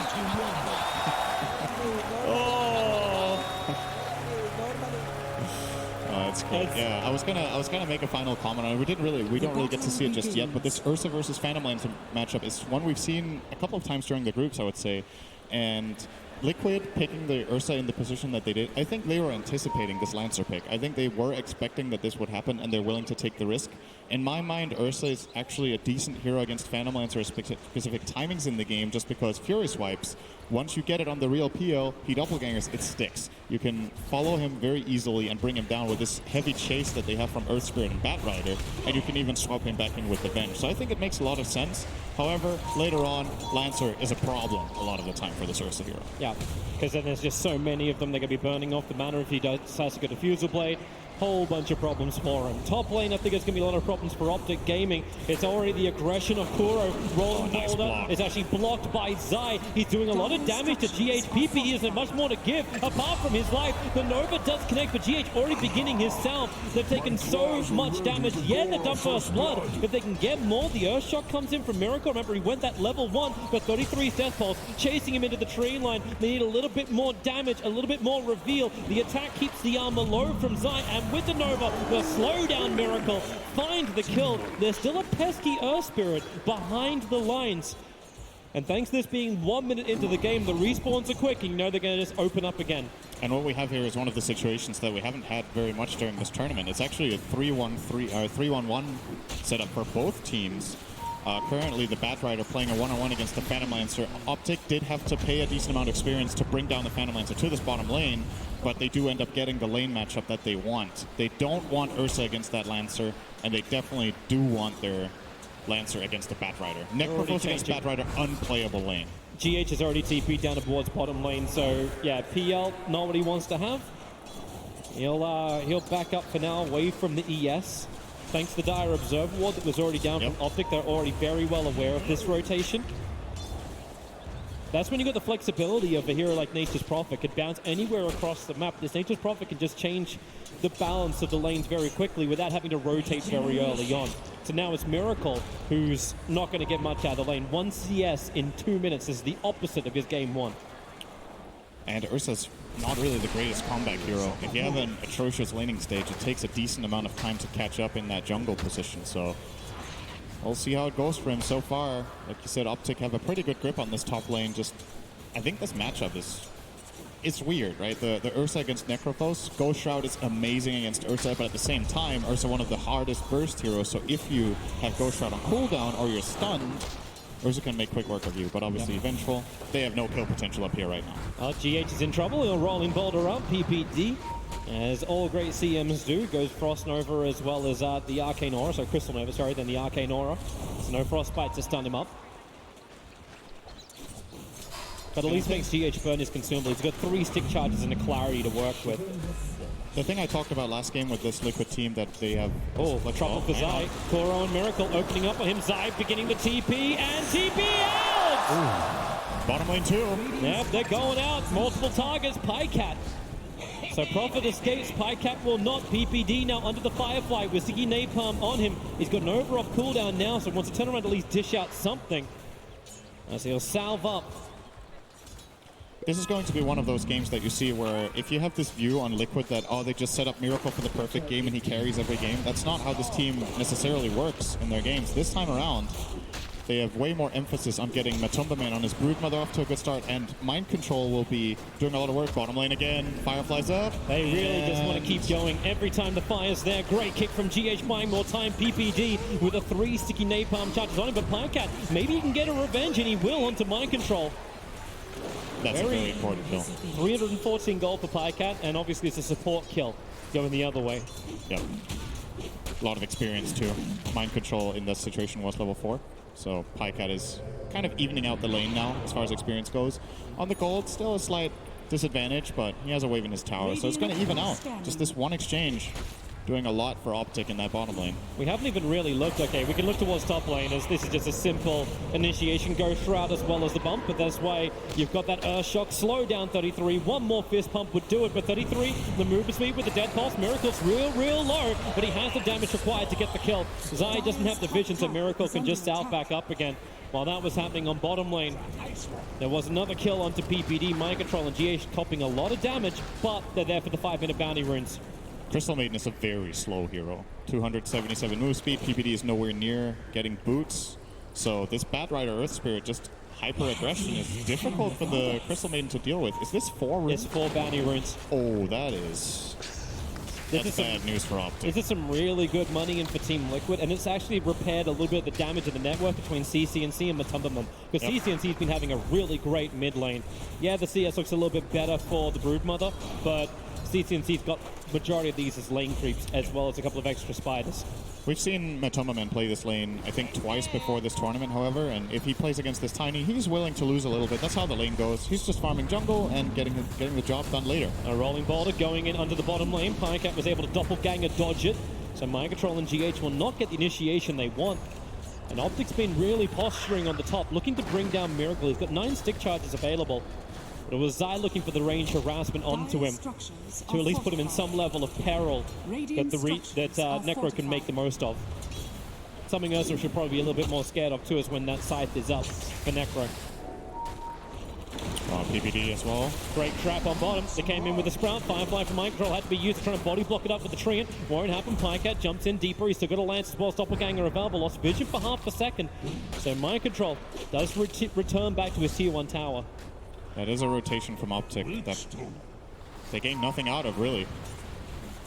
Like, and it puts Necro in this awkward position where he has to play a bit safer now. He can actually die up here now that Liquid know. Oh, they found Peter. PPD. Poor old Peter. Well, this is a chance for the Malcolm Ward, especially when GH can land that 3-man kick. Mind Control has the fire right on top of him. They're going to kill up GH in return, but he actually gets the silence off. Doppelganger out. Mind Control had to slow him down. Zai already had 3 sticky napalm charges on him. PPD will arrive. He's got Frostbite available, but he just can't close the distance. Pycat needs to slow down Mind Control with the lance to then bring PPD closer, but even then it's 276 versus 277 movement speed. Now you got Nova, but Mind Control's got the distance and the 1 charges to survive.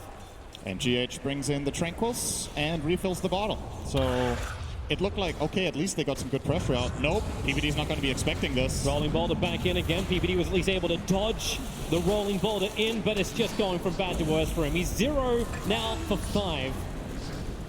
Again, being the majority of Liquid's kills. It's a really hard game for Maiden, to be fair, in this early game when you get this laning.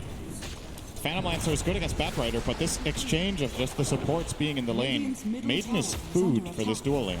Zai looking to try and engage. 33 is really close to level 6, but he's too far off. He needs more creeps to die. So now the attack comes in from Miracle. Ghost Shroud's still available, but he's already burned his stick charges and doesn't have Dead Pulse up just yet. So Kuro keeps the vision up as, Miracle wants to salve and get back into the fight, but level 6 is there, but there's no mana for the Reaper's side. Prophet has to come back in again. Miracle just can't try and getting away from these Treants, but then the stun is there from Kuro. Zai's arriving. Sprout, can he actually lock up Kuro? The distance, the side is up. Kuro won't die to this. Maybe the last attack. It is there from 33. The regeneration gets to arrive. That's why he pops up the Ghost Shroud. And Miracle losing armor, but that burst damage. Ooh, almost just bringing down Zai, but it's a big kill for 33. Two of them, in fact.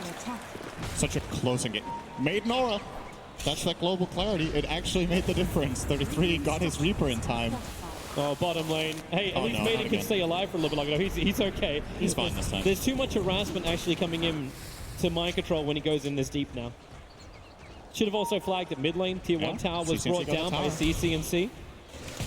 This is closing up the area that Matubberman has to play in. Obviously, you can still move very fast inside of the webs. This is what you want to do if you're playing against Brood. If you can't hunt Brood and kill it, at least put pressure on the tower constantly so you get something out of it. Either Brood has to go back and defend, which costs farm, or you just get that free map control. And very nice from CCNC is coming for him. He's not going to find him here. It looks like he's waiting for it, but Matumba. GH, they're going again on bottom lane. Pycat's going to use his doppelganger, just trying to get away. It's a good stack, and that's why Mind Control has that Firefly down with the Sticky Napalm level 4. Just try and burn through it. PPD will probably try and time this Nova right if he can catch GH out in the tree line. CCNC even comes in looking for this, and Zai TP's in, but he doesn't get the Sprout onto Mind Control. Didn't get the right angle on the... I think this is not where he wanted to teleport in. He teleported in a bit of an awkward spot and had to try to blind cast the Sprout. Not having boots on the Nature's Prophet either. This lineup is actually just moving pretty slowly across the board. Nobody has good move speed in their team. Nice toss in from CCNC. He actually threw his tree and I think got like 10 CS of spiders with one swing.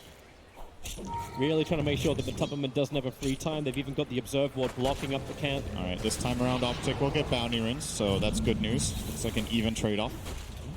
2 for 2. Yeah, bottom lane though, Mind Control's looking for the kill. Land Flash, you have Lasso up and running. PL needs to be able to doppelganger away. Rolling Boulder, they kept the control going so long, and PPD, mercy, mercy, mercy. The Crystal Maiden is now 0-6. And life is very hard for her, but it's the diminishing returns. There has to be diminishing returns eventually on this. Maybe with the Haster and CCNC can work with Zai. They have the Observer Ward down. They're looking for the Brood, but Matumba's in pretty deep. He's playing this very well. Has a good read on what's going on. Rolling Boulder in. They're looking for a double. Kick is going to not be there. They turn on the magnetizer set. Oh, the kick is still there. CCNC can't escape from this. Toss was still on cooldown. Sakuro swapping Zai back into the fight. And then the perfect body block and control. And Tubberman's been keeping up, but now he's ahead. Number 1 of the net worth with those 2 kills. I've talked about this during the group stage as a similar, like, a concept that you see some teams play better than others. I think Liquid's one of the absolute best at this, is playing around your strong heroes. They take advantage of, you see, they realize, okay, Miracle's not in the best position in this game. We're going to help him a bit, and then we will put so much pressure on the rest of the map that Miracle gets to be a force in this game. He didn't really truly have to play comeback just because of how much they played around Mind Control and now around the Brood of Matumba. Pycat looking for a GH. It's just so damn good. Mind Control. His Firefly will wear off. They're summon up the tree. They want to go in deep. GH wild. Rolling Boulder this time gets him into safety at least. But his kicks have been totally on point. And it just seems so logical, right, when you look at it. We have this strong hero that can do something right now. We should take advantage of this, play to that hero's strengths, so we get fights. And in turn, if we do it properly, it relieves pressure on the other lanes. And that's basically what's given Miracle this he's almost back to 3rd net worth in this game. Nice Sprout reveal on bottom Mind Control. With the fortification of the Dire creeps, it keeps the tier 1 tower alive in middle, which is what Matubberman's trying to take at the moment. But allowing them a little bit more pressure onto the tier 1 tower with the rotation of CCNC, you kind of hope they would get more out of this. Yep. But it doesn't happen for an Optic fan. Pycat just TP's back into farm. He is going to go that Diffuser Blade after the Treads Aquila. This Vanguard on Mind Control is actually really good this game. Are scanning. When you're snowballing this hard from the laning stage, you just look at, okay, how can I be the biggest pestilence in fights that they can't deal with? Largely he can ignore Trance, largely he can ignore the PL illusions, and just this early on, they are not killing him without a Reaper, I think. And Necrophos doesn't want to go there. So, can feel very confident. I'm curious to see if Mind Control goes for a dagger now, or if he even goes just a full-on combat build with Vanguard and Pipe, and just runs into them and fights. And it's like, try to kill me. I have a swap behind me. He can get the Blink Dagger later if they really require it. That's what will allow him to at least catch up to Zai. And Zai's a threat, but a threat you can see coming from a very long way away. And Mind Control maybe thinks about the fight. The Nova will scare him off. And again, Matumba attacks in towards the mid. Pycat was there, looking for a denial. Has to doppelganger himself away. Matumba already burned off the insatiable hunger. 33 TPs over. Kuro's nearby. But they don't have extra support. Zaya's currently farming up inside the Radiant jungle. And it might not look that big, but this TP from 33 is actually going to matter quite a lot. If he gets spotted on a ward, I think they saw him in the river, so now they know he's crossing toward bottom. And this is Miracle's cue to just play aggressive top. He knows there's no Necrophos here. He TP'd mid. There's no other way he could have got here in time, so you just redistribute your resources. Sure, you guys can have the bottom tower. You, in some way, you kind of argue they over-rotated. They brought 4 heroes down here. Great ops. Mind Control instantly has his smoke being broken. And Optic do want to try and fight. As you said, like they have their own Observer ward. So 33 will walk under it. The tier 1 tower was lost on bottom. CCNC has Blink Dagger ready to initiate. But he's not finding his target, so they instead add pressure onto bottom lane. Mop up the creep wave, push the tier 2 tower a little bit. But Liquid are happy with this. Straight Roshan trade-off. Optic Gaming are nearby, but they cannot contest this. They do not have the power. Brood and Ursa is such an exceptional Roshan combo. Very easy. Aegis, they put it on Matumba, man. This Brood is getting ready to rock and roll. They know he's the richest hero in the game. And arguably a better hero to have Aegis on than Ursa. Usually Ursa with Aegis, it can be a little bit tricky, like which life do you enrage? It's similar to when you have BKB. Do you BKB your first or second life? Bottom lane attacks coming in. They need to get that stun control and then follow up with a Reaper's Snipe. The Mind Control hasn't taken enough damage just yet. He's so damn tanky with the one charges too. They'll get the lasso out, so Tiny just has to remain for a moment and they swap inside. No escape for him. He's not even beginning his TP. He just remains stationary. And Optic lose too. They do not claim that bottom tower and they don't even in any way threaten the Aegis. Oh, looks like the Aegis going to threaten them. Instead, found the wrong one. Good move again by Pycat. If the right one gets found there, he actually dies. Matumba can easily solo this Phantom Lancer after Doppelganger has been expended. Pycat still needs to get stronger. Exactly. We were looking at this game and we're looking at, okay, Optic, you need to get this Phantom Lancer to a strong state in the late game and not lose full control of the map on the way there. And Liquid are just dominating them. Again, it's a huge advantage. And especially Lancer not doing better than this in lane hurts, because you, ideally at this point, you want to have this defusal completed. So he's like 1,000 to 2,000 gold behind par for the course, I would say.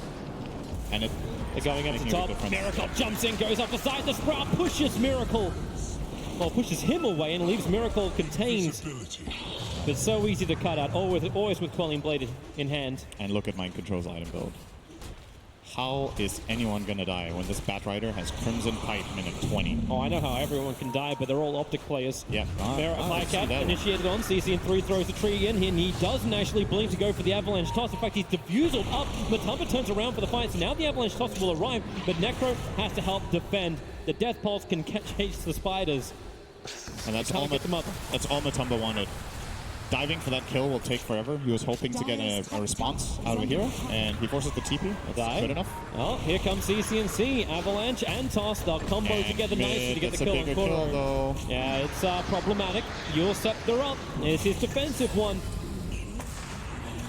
Overwhelmed. Again, GH combining with Matumba. GH has been in 15 kills in 17 minutes on his Earth Spirit. Just really excellent read on the map, like where he can have the biggest impact. He plays with the Batrider for a long time. They trash that lane.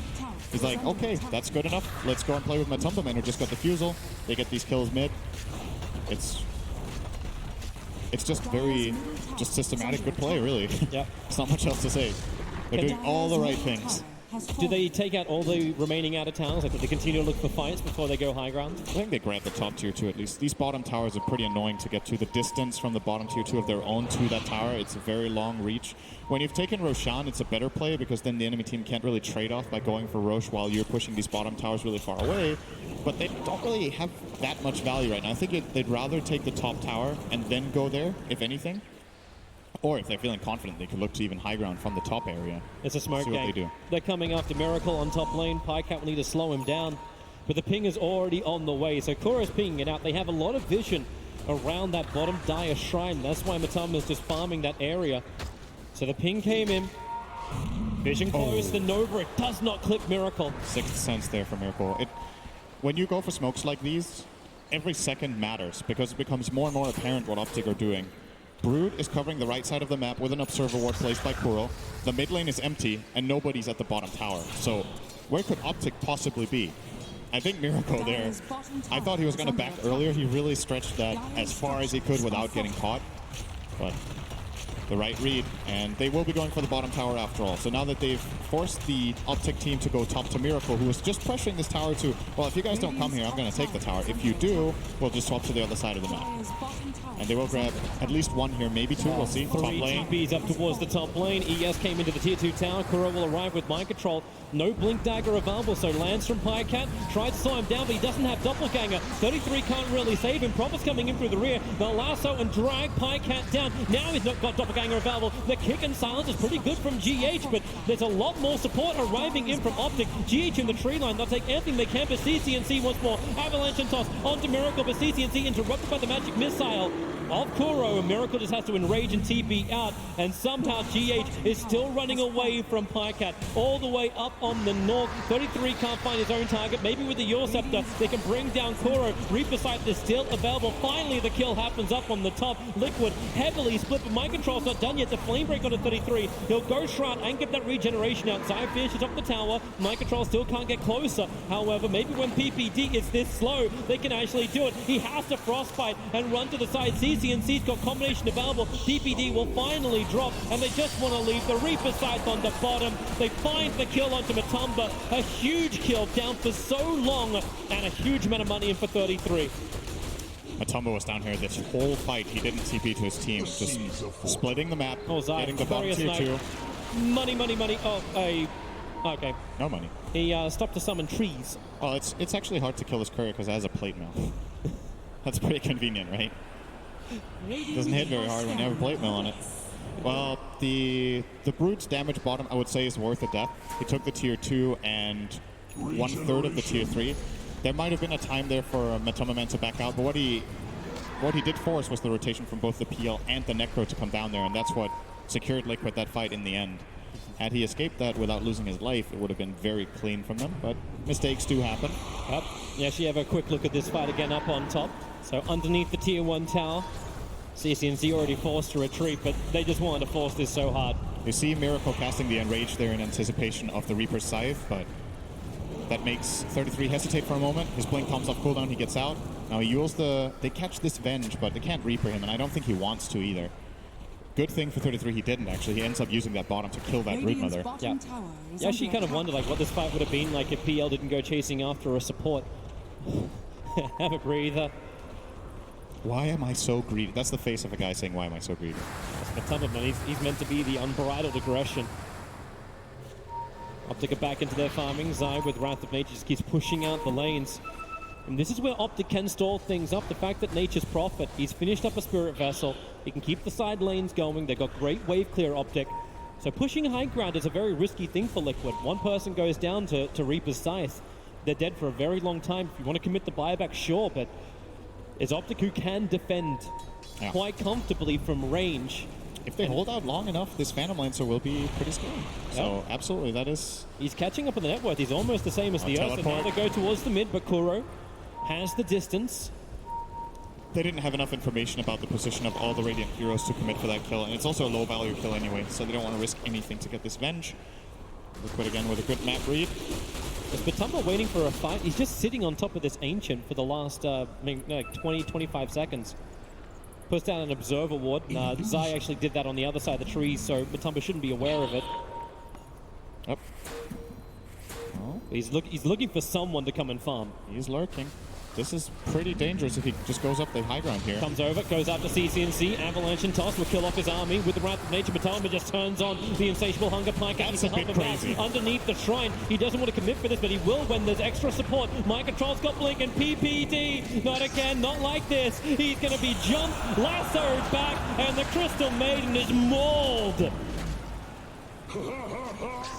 This play is really similar to the Alchemist play from last game where Miracle didn't ulti or didn't have it and ran at the enemy team. It's like Matumba, this looks like such an awful position. Like it looks like he's overdiving. The whole team is behind him in a smoke, and Optic actually with a really good read to not commit for that Brood kill.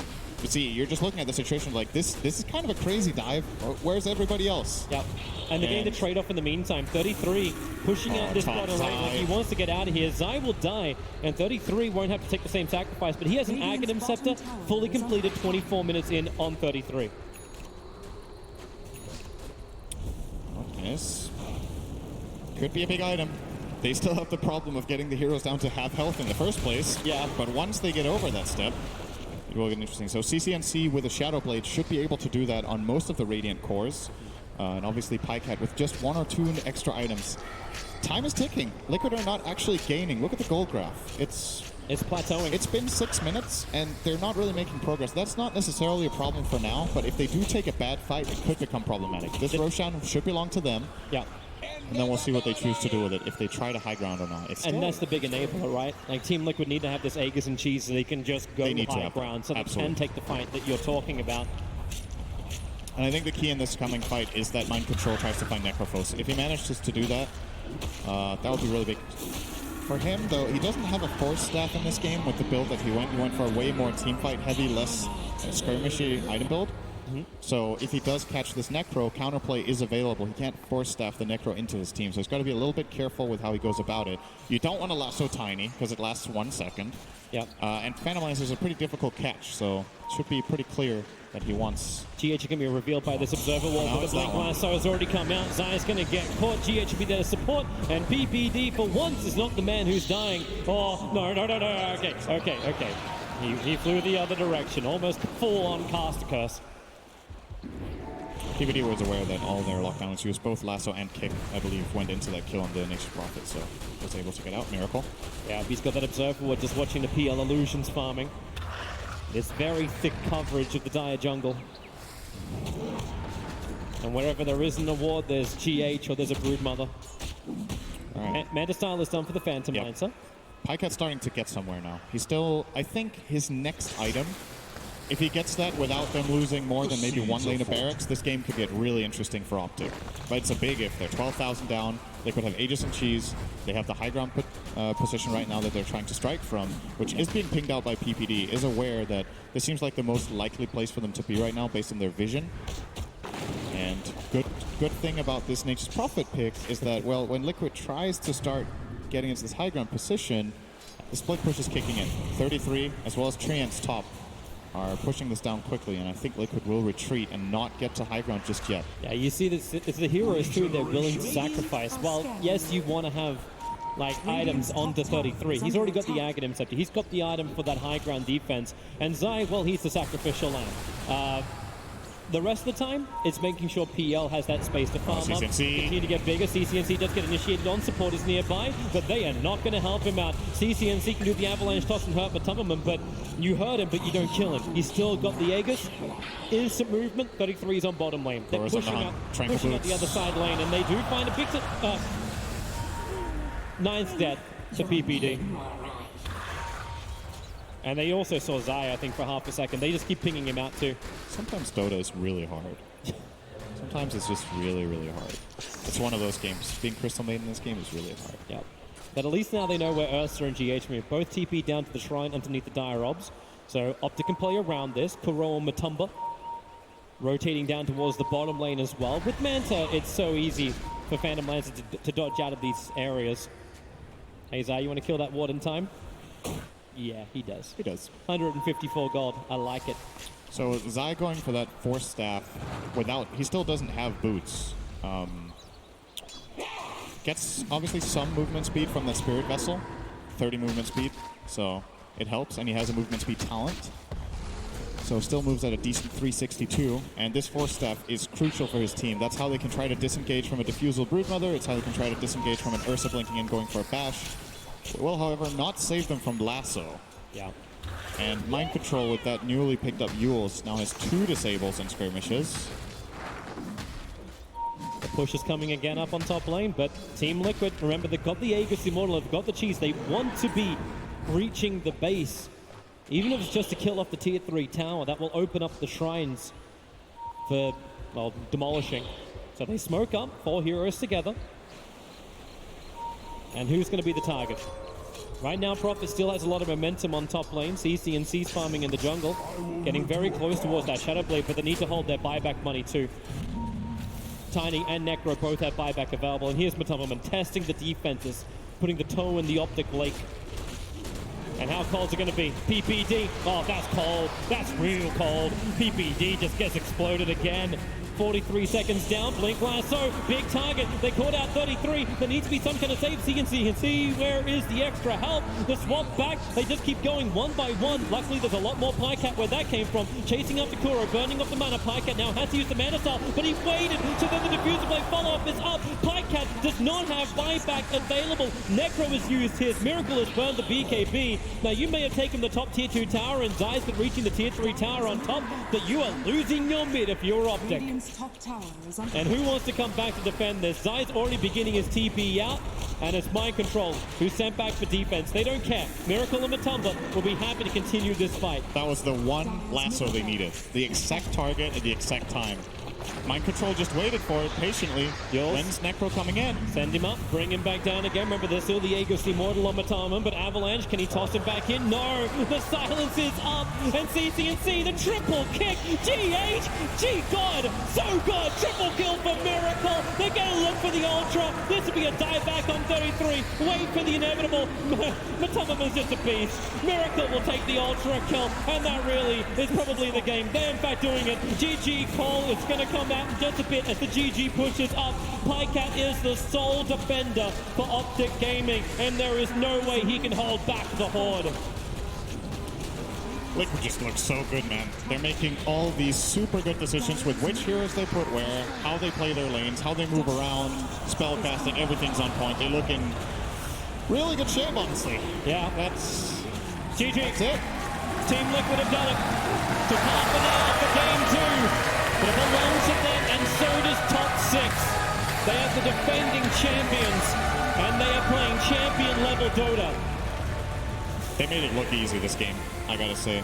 This time, they didn't have this super big Alchemist time bomb that you had just had ticking. This game was more about just crisp execution. Like I said, movement, laning. They just itemization. They're ticking I feel like I watched this game and I couldn't really put a finger on what they did. Like everything was super clean. Actually, no, there was one. GH missed a kick. Critical. Once. But then he missed a silence. Yeah, but then he got like 3 4-man kicks as well every single time. GH was all across the map, and that's going to feel good for Team Liquid. A terrific start to their TI8 campaign here in the playoffs. They're able to get the victory in the quarterfinals. Now they're top 6 at TI8.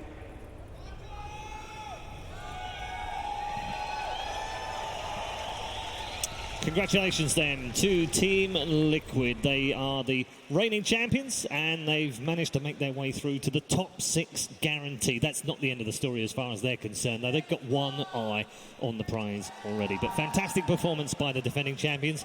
And commiserations to Optic, but they are not out of the tournament. They do drop down for a second chance in the lower bracket. Back with our panel members. Gods, what did you make of the performance overall, the best of 3?